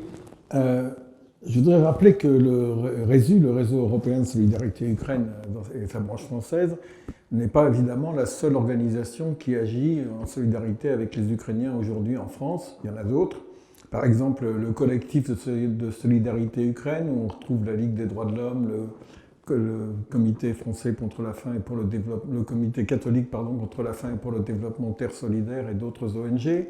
Il y a le collectif pour l'Ukraine, pour leur liberté et pour la nôtre. Il y a les éditions Sileps qui participent aussi au réseau et qui font un travail absolument remarquable si vous voulez savoir ce que pensent les progressistes ukrainiens et pas seulement ukrainiens d'ailleurs. Je vous conseille les publications des éditions Sileps et il y en a d'autres. Tout ça est tout à fait important, même si ça n'a pas toujours l'écho que ça devrait avoir. Si je prends mon exemple personnel, j'étais la semaine dernière à Brest à l'invitation du collectif anti-nucléaire de Brest. Je rappelle que Brest, c'est en face de l'île Longue où sont les sous-marins nucléaires français, qui est un collectif qui regroupe notamment des anciens travailleurs de l'arsenal de Brest de la CGT. Et on était dans une salle entièrement décorée de drapeaux ukrainiens pour organiser une réunion pour la paix et la solidarité avec le peuple ukrainien. Et quelques jours plus tard, j'étais à Cahors, dans le cadre du Festisol, le Festival des Solidarités, avec l'organisation locale de soutien au tiers-monde, pour 2 réunions sur l'Ukraine. Ça, c'était mes expériences personnelles, mais en même temps, dans les mêmes dates, il y avait une réunion à Lyon, et il y avait des initiatives au Havre, il y a un certain nombre de choses qui se passent et qu'il ne faut pas du tout négliger. Je vous signale aussi à ce point de vue-là que mercredi prochain, le 7 novembre, au siège de la Fédération internationale des droits de l'homme, la FIDH, 17 passage de la Main d'Or, c'est pas très loin d'ici, il y a une réunion organisée par l'Assemblée européenne des citoyens et l'organisation allemande Austausch, qui est organisée avec Julia, Krasilnikova, qui est une des animatrices d'une très importante organisation de défense des droits humains en Ukraine, qui s'appelle Vostok SOS, Vostok SOS, comme on dit en Ukraine. Et si vous voulez avoir des détails sur le travail de ce type d'organisation, je vous rappelle qu'il y a aussi le Centre des libertés civiles, qui a eu le prix Nobel de la paix avec Mémorial et une figure des droits de l'homme de Biélorussie, qui font partie de ces sociétés civiles qui luttent contre la guerre. Donc, mercredi prochain, 17 passage de la Main d'Or à 18h. Et on va parler maintenant d'autres formes de solidarité qui nous concernent au premier chef. En Ukraine, il y a un mouvement syndical. Il y a un mouvement syndical dont on ne perçoit pas beaucoup la réalité ici, et pourtant il est actif. Il y a en particulier 2 confédérations, la FPU et la KVPU. La KVPU étant la plus petite mais la plus active, avec des syndicalistes, par exemple, des transports, de l'énergie, de la métallurgie ou des mines, qui sont, par exemple, une partie de la direction du syndicat des mines et sur le front, hein, c'est-à-dire qu'ils sont mobilisés comme tout le monde, mais qui continuent leur travail syndical, y compris en participant à la défense nationale d'un côté et en critiquant certaines lois antisociales prises par la majorité du Parlement ukrainien et qui demandent le soutien des organisations syndicales et des travailleurs des autres pays. Et à ce sujet, nous avons demandé à Vervaine Angéli et je vais demander à Pierre Coutasque de la Commission internationale de la CGT de nous rejoindre pour nous parler des convois syndicaux auxquels ont participé des syndicalistes français. Vervaine Angéli fait partie de l'Union syndicale solidaire et qui me semble être quantitativement par rapport à l'ensemble des soutiens humanitaires, c'est pas forcément énorme, mais politiquement, idéologiquement, symboliquement, c'est extrêmement important. Je passe la parole à... Donc, bonsoir à tous et toutes. Moi, je suis militante syndicale donc, à l'Union syndicale solidaire et militante associative. Je dis deux mots là-dessus parce que donc, je suis membre aussi d'une association qui s'appelle le Convoi syndical. J'ai fait, avant de participer à 2 convois en Ukraine, plusieurs voyages avec cette association en Tchétchénie. Cette association était elle-même en fait issue d'une pratique pendant la guerre de l'ex-Yougoslavie. Il y avait eu une association qui s'appelait le Secours ouvrier pour la Bosnie. Alors, il y a quelques camarades dans la salle en fait, qui ont participé à différentes choses de ce point de vue-là. Et je dis ça pas pour reconstituer toute l'histoire, mais pour dire que dans le mouvement syndical, même si c'est des choses qui sont assez minoritaires, il y a des choses qui ont existé de ce type-là. Et que, par ailleurs, c'est aussi ça qui a permis qu'en fait, dès le 24 février 2022, il y ait une discussion entre militants et militantes de Solidaires sur qu'est-ce qu'on peut faire. Et le fait que ça ait lieu à ce moment-là, c'est pas simplement pour dire on était sur la brèche, on était prêts, on était prêtes.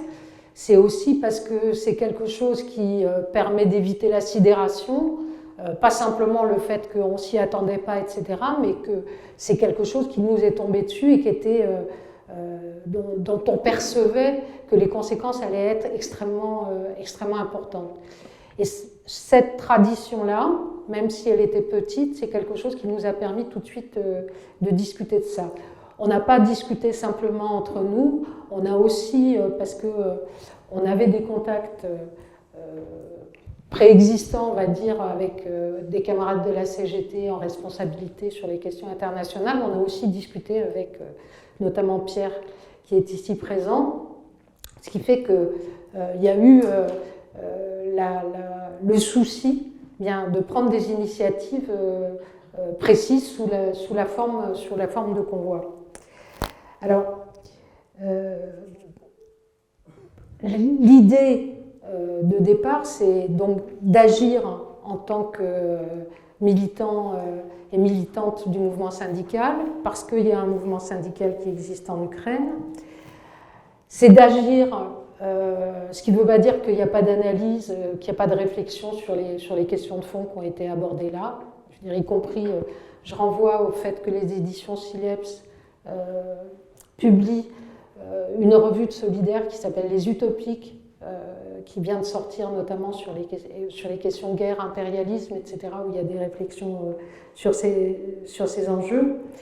Mais ça veut dire aussi que la réflexion qu'on essaie d'avoir en tant que syndicaliste, c'est pour créer du lien avec des gens qui luttent sur le même terrain que nous-mêmes, mais c'est aussi pour avoir la capacité d'avoir nos propres réflexions et nos propres analyses à partir des contacts qu'on est capable de nouer à un moment donné dans ces situations-là.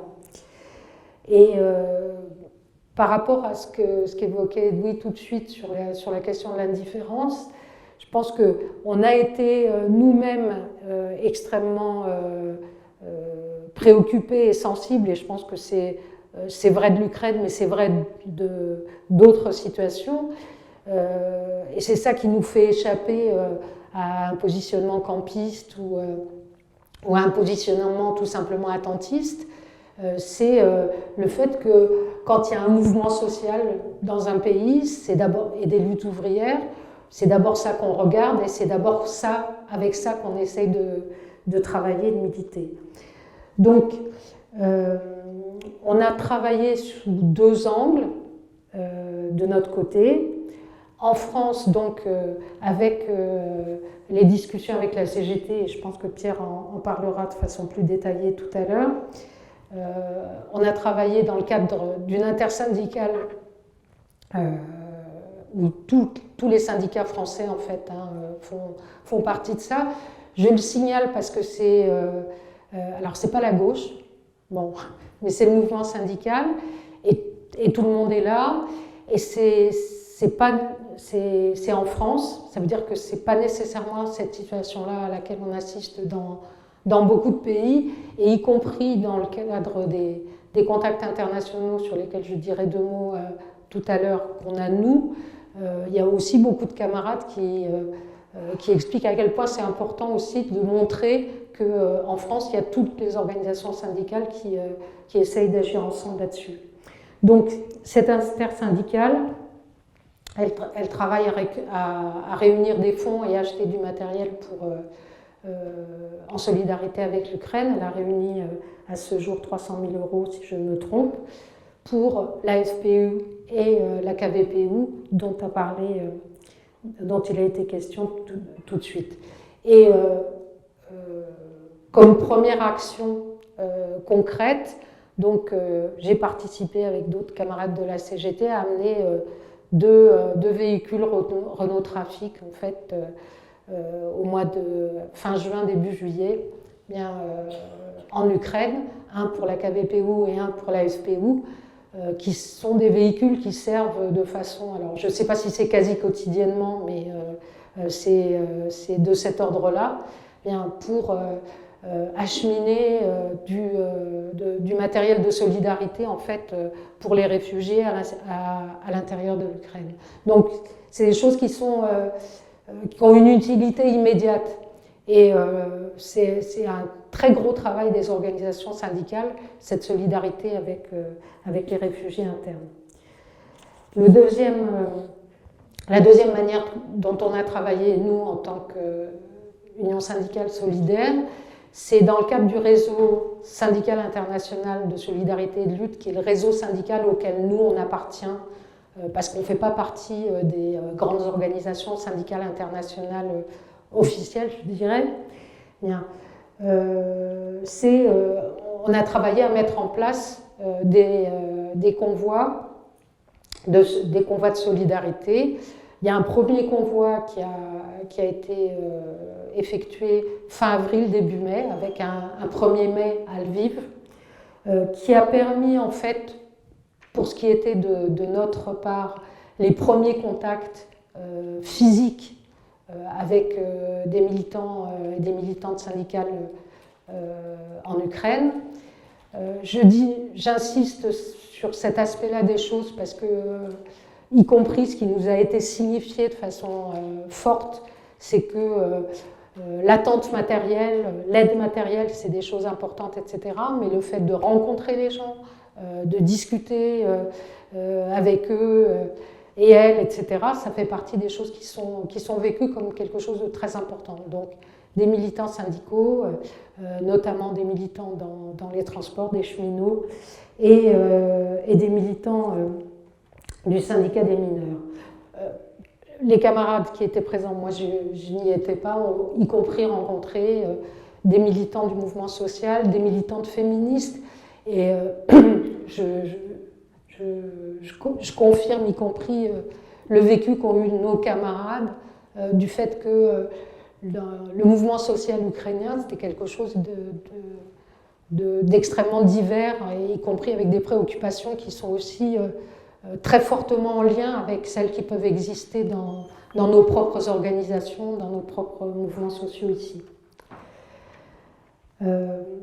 En fin septembre, début octobre, on a fait un deuxième convoi qui est allé à Kryvyr, qui est une ville, on va dire, je dirais centre-sud-est de l'Ukraine, qui est une ville minière, une ville ouvrière importante, et qui est à une centaine de kilomètres du front.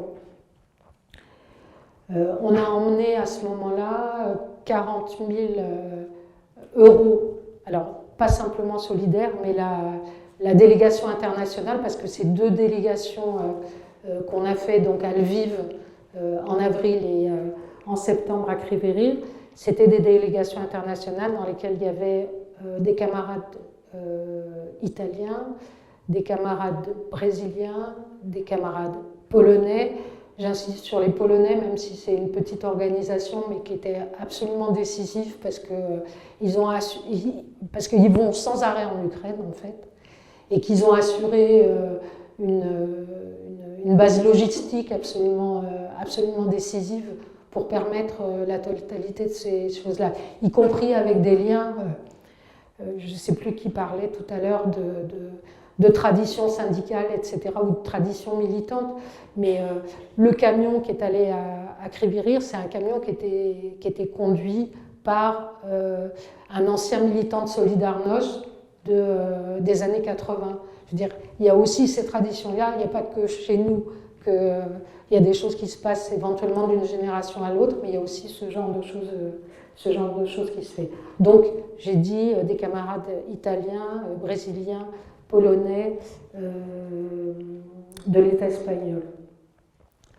Et donc on a amené à Kryvyr 40 000 euros de matériel, en sachant que l'essentiel de ce matériel était destiné aux syndicalistes qui sont dans la défense territoriale. Alors, dans la liste qu'ils nous avaient fait, ils avaient demandé beaucoup de choses, ils avaient demandé des gilets pare-balles, ils avaient demandé des casques, etc., toutes choses qui sont extrêmement difficiles à réunir ici, par des voies légales. En revanche, on a réussi à fournir un certain nombre de matériel, que ce soit du matériel de soins, que ce soit du matériel de communication, des talkie-walkie, que ce soit des générateurs, etc., qui sont extrêmement utiles aujourd'hui, même s'il y en a qui ont déjà été détruits sur des mines. Donc, c'est ce genre de choses qu'on a amené, y compris on a constaté sur place à quel point cette question de la défense territoriale et l'engagement syndical dans cette défense territoriale étaient des choses importantes. C'est-à-dire qu'on nous a dit que le syndicat des mineurs de Kryvyr avait un quart de ses membres qui avaient rejoint la défense territoriale. Du coup, ça donne des choses auxquelles on ne s'attend pas nécessairement, c'est-à-dire qu'on a des soldats, des gens en uniforme, dans des endroits qui sont des endroits militaires, en fait, et qui accueillent des syndicalistes et qui se prennent en photo avec des drapeaux syndicaux, etc. C'est des choses qui ne sont pas nécessairement perceptibles de façon évidente. En tout cas, on ne s'attendait pas nécessairement à la matérialisation de ce genre de choses, mais il y a des liens extrêmement forts entre, en tout cas, ce qu'on a constaté là à Kryvyr, entre le mouvement syndical et la défense territoriale. L'autre chose qu'on a constaté de façon très importante, c'est que ces syndicalistes qui ont une préoccupation extrêmement forte de résistance à l'agression russe, bien, ils ont en même temps, je veux dire, ils sont ancrés dans une pratique syndicale et dans je veux dire, c'est des gens qui portent du syndicalisme et de la revendication syndicale et de la revendication de transformation sociale aussi de façon très importante. C'est-à-dire qu'effectivement, on a beaucoup entendu parler de la lutte contre les patrons des mines et de la métallurgie, que ce soit des oligarques, que ce soit ArcelorMittal, de la façon dont ces gens-là se comportent avec les militants syndicaux, mais aussi du gouvernement Zelensky, de sa réforme, notamment du Code du travail, des modes de négociation, de ce qu'implique la guerre, y compris en transformation, en fait, pour les gens qui travaillent. Alors sans parler du fait que, par exemple, il y a aussi des mineurs, je veux dire, les coupures d'électricité, c'est aussi des gens qui ne peuvent pas remonter du fond de la mine. Donc, alors, qui ne peuvent pas remonter, il y a des précautions qui sont prises, etc. Mais ça veut dire que dans la façon dont les gens travaillent, il y a véritablement quelque chose qui a énormément de conséquences dans ce type d'endroit. Et aussi, autre thème qui est aussi une question importante pour eux, qui est la question de la lutte contre la corruption. Donc, en faisant ça, et de façon, je dirais, aussi modeste, bien, parce qu'on sait que nos visites, nos achats de matériel, etc., c'est des choses qui pèsent de relativement peu par rapport d'abord à ce que d'autres, je veux dire les gouvernements, même si on peut ne pas être satisfait de ce qui est fait, etc., mais je veux dire, et y compris par rapport à ce qui est nécessaire, bien, on a la conviction que c'est quelque chose d'absolument important à faire, qu'on est attendu, qu'on est suivi. On reçoit des masses de photos de ce qui est fait. Alors, je parlais des camionnettes tout à l'heure, mais on reçoit des photos de nos talkie-walkie, des sacs de couchage qu'on a envoyés, je veux dire, des photos de ce qu'on a amené pour les militantes du syndicat qui nous demandaient des armes des choses de protection individuelle, etc. Donc ça fait partie des choses qui nous semblent absolument importantes et en tout cas qui nous a, je veux dire, ces voyages, ces convois nous ont confortés dans l'idée que, je veux dire, c'est un choix syndical, c'est un choix internationaliste, c'est un choix anticolonialiste et que c'était absolument décisif de faire ça. Encore 2 mots et puis j'arrête là. On continue à collecter de l'argent, on continue à prévoir, alors on n'a pas de date de nouveaux voyages, hormis, je ne sais pas où il est là, Pierre, excuse-moi, hormis le convoi intersyndical qui va partir, etc., auquel on participera de toute façon. Mais on continue de toute façon à récolter de l'argent et à prévoir de retourner sur place parce que les besoins sont énormes, c'est-à-dire, je veux dire, les camarades sur place, ils demandent en permanence des vêtements chauds, des sacs de couchage, je vous ai dit sur les générateurs, etc. Voilà. Et aussi pour dire que c'est vrai qu'il y a beaucoup de têtes blanches, dont moi aussi je fais partie, dans cette salle. En même temps, dans le syndicat, on s'est rendu compte aussi qu'il y avait pas simplement les têtes blanches qui étaient sensibilisées sur cette question. C'est-à-dire qu'on a aussi réussi, où elles se sont aussi mobilisées de façon rapide là-dessus, des camarades beaucoup plus jeunes, qui n'ont pas ces traditions militantes et qui n'ont pas nécessairement un background politique d'extrême gauche ou quelque chose comme ça, mais des gens qui ont véritablement, à partir d'une pratique syndicale internationaliste, voulu s'impliquer dans ces affaires-là. Donc c'est aussi quelque chose qui me semble être important à signaler. Et puis dernier point, donc je renvoie à SILEPS, donc, qui fait effectivement un travail remarquable sur ces questions. Il y a une petite brochure, alors moi j'en ai tout un paquet qui est là, qui sont des témoignages des convois syndicaux. Et il y a, entre autres, je cite les choses qui sont de notre syndicat, le numéro des utopiques sur les questions guerre, paix, etc. Voilà.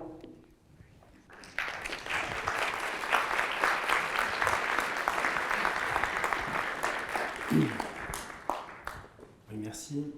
Vervaine a déjà dit beaucoup de choses. Tu as quasiment présenté le menu détail de ces convois syndicaux, dont l'un d'eux, sans doute le plus important, en tout cas en termes de proportion, effectivement a déjà convoyé 2 véhicules en Ukraine, pour les donner d'ailleurs aux Ukrainiens, et s'apprête effectivement à faire partir 6-19 tonnes, sans doute, avec une centaine de palettes d'aide humanitaire qui a été établie sur la base des listes que nous communiquent effectivement les partenaires ukrainiens de ce convoi, à savoir les deux organisations syndicales de masse, la KVPU et la FPU. On en a déjà parlé. Mais du coup, comme tu as longuement détaillé tout ça, je vais peut-être me centrer sur des réactions aux propos qui ont pu être tenus ce soir. Peut-être pour commencer, rappeler que l'inqualifiable invasion de Poutine le 24 février dernier se faisait en toile de fond d'une Ukraine qui a été martyrisée au moins à 9 reprises. C'est là, en tout cas la 9e fois qu'elle est martyrisée au cours des 130 dernières années. Et si je veux le dire ce soir, c'est pour faire écho à ce qu'une partie de la gauche qui est dans le doute, tu le disais Louis, renvoie parfois avec cette Ukraine à fleur de peau dont on considère qu'elle est dans l'exagération quand elle renvoie la réalité de ce qu'elle vit au quotidien. Non, elle n'est pas dans l'exagération parce qu'elle a vécu, je le disais, au moins 7 plaies, 9 même si on ajoute la guerre du Donbass puis la guerre actuelle. 7 plaies au cours du XXe siècle, et on peut commencer avec les pogroms de 1905-7 qui ont été vécus évidemment principalement par la population juive, mais qui étaient stationnés dans la zone d'exclusion, donc entre le Bélarus et l'Ukraine actuelle. La guerre civile, où 9 morts sur 10 meurent sur le sol de l'Ukraine, même s'ils ne sont pas tous ukrainiens, parce que la guerre civile se déroule principalement, évidemment, sur cette zone-là du monde, de l'Empire russe, je veux dire, de l'Empire tsariste. Le Holodomor, en 1932, avec là aussi des millions de victimes. La Deuxième Guerre mondiale, où 14,5 des 27 millions de morts soviétiques, civils et militaires, là encore interviennent sur cette terre ukrainienne. La guerre d'Afghanistan, je l'inclus dans cette longue liste, parce que quand on regarde la politique de conscription de l'URSS dans la guerre d'Afghanistan, elle ne reflète pas du tout la proportion des nationalités qui composent l'URSS, et de ce point de vue-là, c'est un crime que pratique aussi d'ailleurs l'Empire français lorsqu'il envoie au front en 1914 ou en 1939-40 des troupes dites indigènes. Là, on a une proportion de peuples d'Asie centrale et une proportion d'Ukrainiens qui est largement supérieure à leur propre proportion dans la composition ethnique de l'URSS. Et enfin, la catastrophe de Tchernobyl qui, elle, va rendre inhabitable une partie de la zone autour de la centrale, à cheval entre le Bélarus actuel et l'Ukraine. Donc ce sont les 7 plaies ouvertes de 1905 à 1986. S'y ajoutent évidemment les 2 derniers actes dont Poutine est l'entier responsable, la guerre du Donbass de 2014 et la guerre actuelle commencée le 24 février 2022. En disant cela, je voulais donner cette toile de fond parce que je trouve qu'elle manque parfois et c'est bien qu'une voix autre qu'une voix ukrainienne le rappelle. Alors du coup, je me suis dit pourquoi pas le faire ce soir. Vous me pardonnerez cette digression. Je l'ai fait sans mandat de la CGT évidemment, mais je me suis dit, en amateur de l'histoire, voilà, j'avais envie de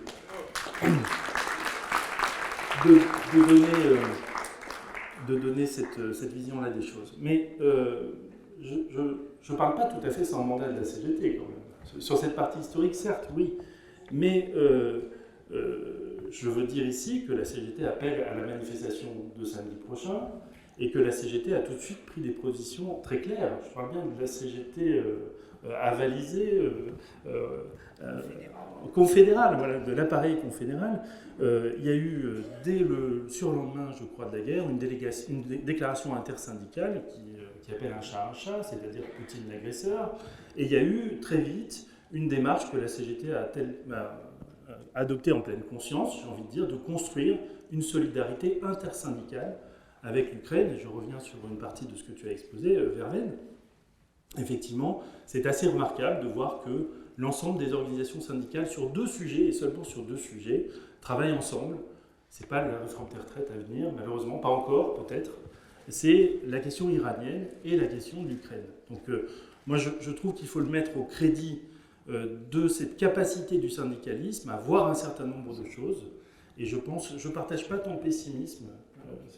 Je pense que les organisations de gauche, associatives, politiques et syndicales, ont un problème, c'est vrai, mais le gèrent en laissant vivre 2 sons de cloche en même temps, la plupart des forces sont comme ça, un coup de balancier, ça part d'un côté, un coup de l'autre, etc. C'est pas satisfaisant, je suis bien d'accord. Moi, en tant que militant syndical, là, je prends ma propre parole. Je trouve qu'il faut qu'on soit beaucoup plus clair. Mais pour gérer la complexité de la situation, il y a ce choix, en fait, de laisser la ligne osciller, un petit peu la parole osciller. Bon, c'est pas satisfaisant, j'en suis bien conscient. Et donc, on essaie concrètement, dans la réalité du quotidien, de surpasser cette difficulté, d'où cette démarche intersyndicale, d'où notre démarche en direction des organisations de la CGT, en ce qui nous concerne en tout cas, d'éclairer sur un certain nombre de faits, et les faits que nous retenons pour qualifier la situation, ce sont les faits sociaux et les faits syndicaux. Et là, la réalité s'éclaire d'un jour, je pense, assez limpide. Lorsqu'on regarde le bilan social du poutinisme, on ne peut qu'être convaincu du fait que ce régime est un régime absolument abject sur les questions sociales, fasciste, en tout cas, oui, fascisant, j'allais dire, mais on peut dire fasciste aujourd'hui, en tout cas depuis le 24 février. Prenons sur le plan économique. Sur le plan économique, c'est un régime qui a mis en place une oligarchie de cooptation, finançant son propre fonctionnement, organisant la mise sous coupe franche du service public, d'ailleurs il s'en préoccupe que très peu, et le fait de servir à la fois des intérêts particuliers, ceux des clans du pouvoir, et les objectifs géopolitiques du pouvoir en finançant cette politique-là. Sur le plan social, pour ne retenir que 2 exemples, parce que la liste serait beaucoup trop longue, je vais prendre juste les deux réformes antisociales qui ont donné lieu aux mobilisations syndicales les plus fortes sur la dernière période. La loi dite de monétisation, c'était quasiment au démarrage, à l'arrivée de Poutine au pouvoir. Que veut dire ce terme bizarre de monétisation? C'est en fait une loi qui a transformé tous les avantages sociaux en enveloppe, mais qui dispensait l'État, à partir du moment où l'enveloppe était donnée aux citoyens, d'assumer un quelconque engagement social. Donc c'est une manière de se désengager en échange d'une enveloppe qui, d'ailleurs, avec le temps, évidemment, devient une poignée de copecs. Et la deuxième grande réforme qui a donné lieu à une mobilisation sociale importante, c'était en 2018, la réforme des retraites, qui était extrêmement violente, qui a donné lieu à une mobilisation forte des syndicats libres en Russie. Malheureusement, le pouvoir n'a pas reculé là-dessus. Sur le plan politique, on a, tu l'as dit Edoui, un pouvoir qui est en extrême proximité avec l'extrême droite, qui a clairement des accointances très fortes. Et prenons pour exemple le Front National en France, évidemment, il y a ces liens de financement, mais ces liens sont très anciens. Je veux citer juste une date marquante, le congrès de Lyon du Front National, à l'époque il était encore Front National à Lyon, en 2014. À cette époque-là, le pouvoir de Poutine envoie son émissaire, puisqu'il est en accord de jumelage avec le Front National, donc Yedin Arassi, le parti de Poutine, envoie l'un de ses représentants à Lyon. Il s'appelle Andrei Issaïev, il est numéro 2 du parti de Poutine à la Douma, mais aussi numéro 2 des syndicats dits indépendants, mais qui n'ont d'indépendants que le nom, puisqu'ils mangent depuis des années dans la main de Poutine. Donc voilà sur le plan politique ce que l'on peut dire, et sur le plan géopolitique, effectivement, c'est un pouvoir qui multiplie les actes d'impérialisme, que ce soit en interne, si je puis dire, avec les guerres internes de Tchétchénie, ou en externe avec la Syrie, la Géorgie et aujourd'hui l'Ukraine. Autre point, et ce sera d'ailleurs mon dernier, je terminerai là-dessus pour ne pas être trop long, j'ai peur d'être un peu long, surtout que je fais un peu ça au débeauté, c'est que notre attention, elle était évidemment centrée sur la question des droits sociaux dans la zone. La guerre est la première ennemie des droits sociaux, et ils sont aujourd'hui dans le viseur dans les 3 pays qui sont concernés par cette guerre, parce qu'on oublie souvent le 3e, on l'a à peine évoqué ce soir. En Ukraine d'abord, il y a une loi le 17 août dernier, vous avez dû le suivre, qui a suspendu l'application du Code du travail pour 70% de la main-d'œuvre ukrainienne. Donc c'est une loi qui prend appui sur la loi martiale en prétextant le fait de devoir soutenir l'effort de guerre, mais qui produit une victime collatérale. Ce sont les droits sociaux et le droit du travail. Il y a eu une mobilisation assez forte dans le contexte contraint que connaît l'Ukraine actuellement des organisations syndicales qui sont nos partenaires, nos camarades de la FPU et de la KVPU ont tenté de mener la lutte et de porter la question notamment devant l'Organisation internationale du travail, malheureusement sans succès dans le courant de l'été, mais donc nous avons à l'occasion dans le cadre du convoi syndical et ailleurs, exprimer tout notre soutien aux organisations ukrainiennes dans cette lutte.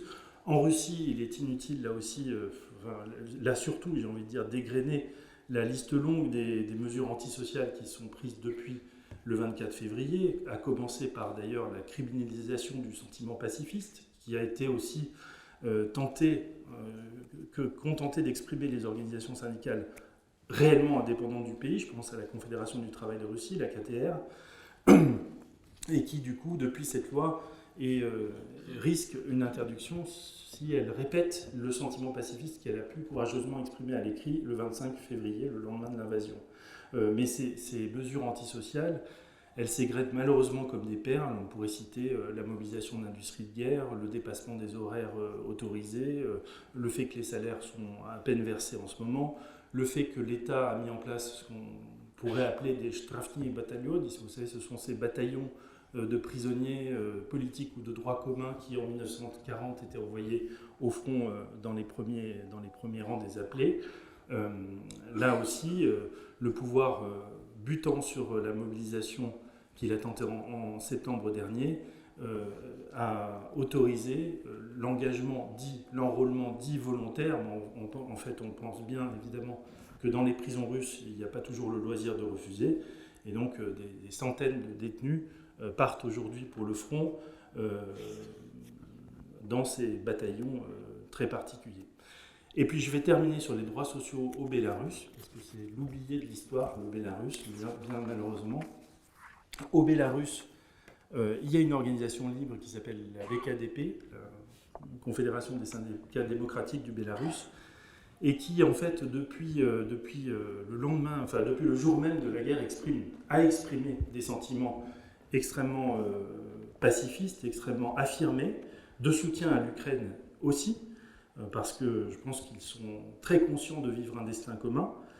Et donc ces sentiments répétés valent aujourd'hui à 39 syndicalistes du Bélarus, dont toute la direction du syndicat, d'être soit en attente de jugement, soit déjà jugés, avec des peines de prison qui ont déjà été prononcées à l'encontre de plusieurs d'entre eux. Je pense notamment à la direction complète du syndicat des étudiants, dont les 4 principales dirigeantes, ce sont des filles, ont écopé de peines de prison de 3 ans ou de 2 ans et demi, je ne me souviens plus, 2 ans et demi. Donc il y a quelques semaines seulement. Et je veux citer pour terminer par ces paroles-là, le principal dirigeant, le président du BKDP, Alexandre Yarochouk, qui depuis le 19 avril, soit quelques jours après cette déclaration que je vais vous lire, est en détention en attente d'un jugement qui devrait intervenir d'ici la fin de l'année, avec une peine de prison qu'il risque de 15 ans. Comme il a 70 ans, on imagine que cette peine de prison pourrait se terminer pour lui entre 4 murs. Et donc, il disait le 29 mars dernier, « Peu de régions du monde ont connu dans leur histoire de guerre aussi meurtrière que la nôtre. » Il parle de l'Ukraine et du Bélarus. « Nous devons tout faire pour retrouver notre dignité, pour que la Biélorussie ne soit jamais considérée comme un agresseur militaire. Le nom de notre pays, les noms de nos villages et de nos villes ne doivent pas incarner la menace et le danger pour le peuple de l'Ukraine. La guerre de la Russie en Ukraine est un crime. Nous pouvons l'arrêter, nous devons l'arrêter. La majorité des Bélarusses, ne veut pas que notre pays participe à la guerre en Ukraine. Nos descendants ne nous pardonneront pas notre silence au moment le plus critique de notre histoire. Exigez sur vos lieux de travail, au nom des collectifs de travail, non à la guerre, non à la participation de la Biélorussie à celle-ci. Exigez l'interdiction d'envoyer des troupes bélarusses en Ukraine. Exigez le retrait des troupes russes d'Ukraine et de Bélarussie. Voilà.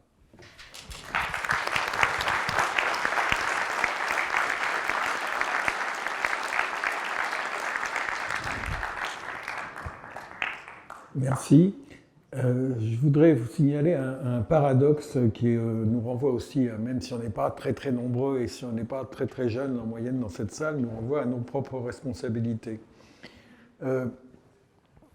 Ces jours-ci, il y a eu, par exemple, je vous ai cité plusieurs cas de militants de mouvements ukrainiens qui sont venus en France ou qui vont venir. Je vous ai dit mercredi prochain, Vostok SOS, par exemple.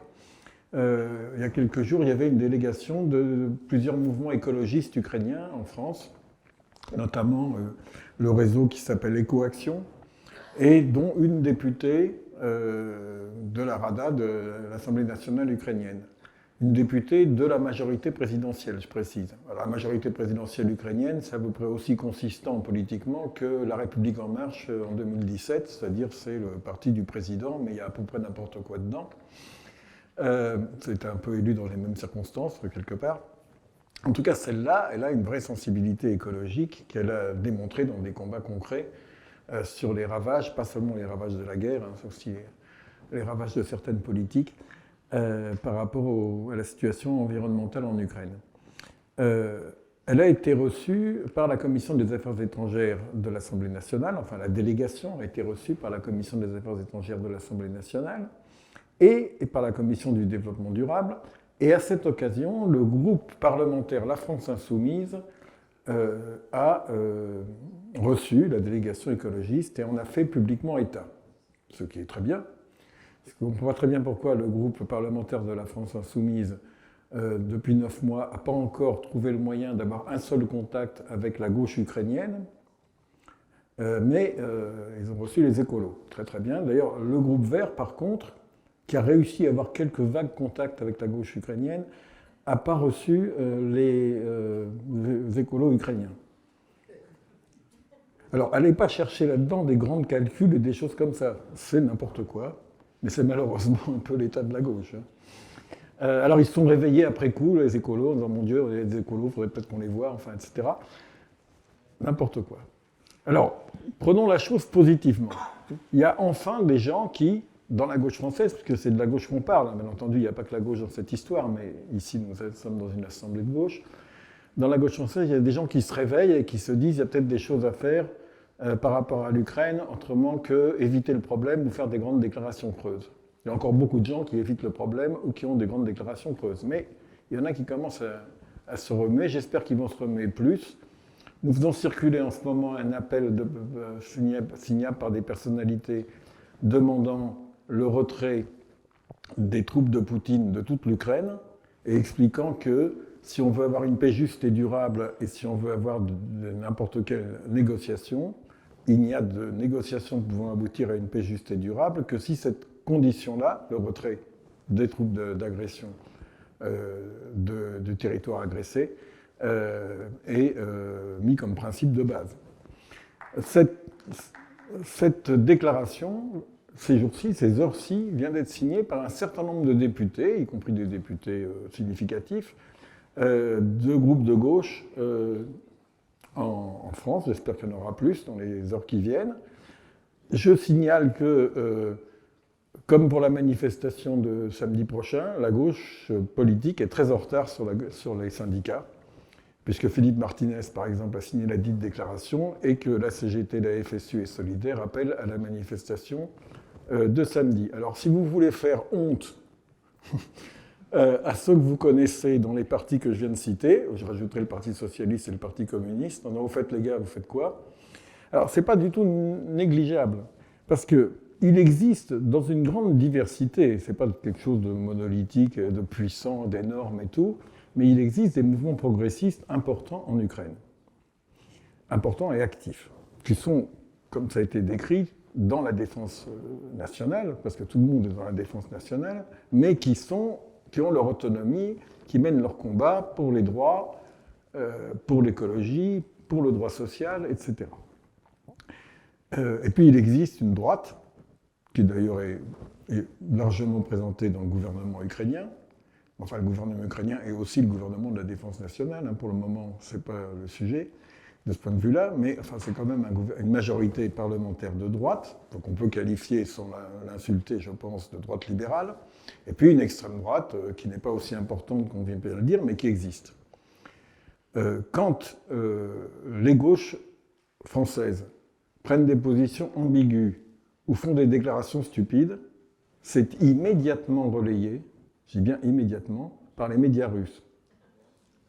Et le résultat, évidemment, par exemple concret, la députée de la Rada écologiste qui était à Paris ces jours-ci, on a vu sur des photos, on l'a vu à côté de Mathilde Panot, présidente du groupe LFI. Très bien. Bon, très bien. Le lendemain, le groupe LFI s'est abstenu dans des conditions pas très claires enfin pour des raisons pas très claires, on a évoqué cette résolution que le Parti communiste a votée, mais pas la France insoumise. Immédiatement, ça a été répercuté par les médias russes. Immédiatement, ça a été repris par la droite ukrainienne en disant « regardez ça, vous soutenez les gens qui soutiennent les Russes ». Ce qu'on fait ici n'est pas sans incidence sur ce qui se passe là-bas. Et en même temps, les descriptions que vous venez d'avoir sur l'importance, évidemment, quantitativement, c'est des gouttes d'eau, mais qualitativement, l'importance fondamentale du fait que le soutien au mouvement progressiste ukrainien, je dirais le soutien au mouvement homologue, au mouvement fraternel ukrainien, mais aussi aux Russes ou aux Bélarusses, est fondamental pour l'avenir. Les camarades ukrainiens des syndicats qui ont été cités nous disaient il y a des lois anti-ouvrières qui ont été prises, anti-droit du travail qui ont été prises par la majorité en Ukraine, mais ces lois ne disent pas forcément ce qui se passera une fois la fin de la guerre. S'il y avait une grosse mobilisation européenne, de la gauche européenne, pour dire pas de ça, ça renforcerait considérablement notre rapport de force pour faire que ces lois ne soient pas pérennisées après la guerre. Ça aurait un effet immédiat, concret, sur le gouvernement ukrainien. Mais comme on n'entend rien, à part vous, pour le moment, ça n'a pas d'effet. On veut vous voir, on veut vous connaître, on veut que vous soyez présents dans la solidarité avec les Ukrainiens en général, dans la solidarité avec nous en particulier. Faites quelque chose. Et voilà, je vous renvoie le sujet.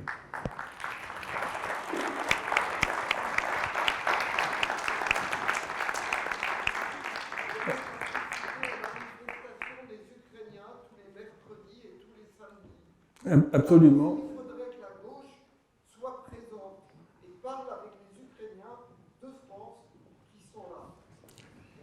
Alors en ce qui nous concerne, évidemment, on parle avec les Ukrainiens de France, ils sont dans la salle, enfin au moins certains de leurs responsables, mais tu as raison, il y a régulièrement des manifestations d'Ukrainiens, il y a des manifestations en ce moment, parce qu'il y a beaucoup de peuples en lutte, comme vous avez remarqué. Donc ça fait beaucoup de manifestations. Je dis ça parce que tout à l'heure, j'étais en communication avec la préfecture de police pour notre manifestation de samedi prochain. Et le fonctionnaire, je ne sais pas s'il est syndiqué, m'a dit « Bon, on a beaucoup de boulot en ce moment parce qu'il y a plein de manifs. » Je lui ai dit « Oui, je sais. » Mais je vous rappelle qu'on est dans une salle syndicale ici aussi et qu'il y a des horaires à respecter. Nos camarades de la Bourse du Travail nous le rappellent volontiers. Donc je ne sais pas si on a beaucoup de temps pour un petit peu de questions, s'il y en a. Ah, Jean-Pierre. Pour confirmer qu'en Ukraine, ils nous voient. Ils nous voient et nous suivent.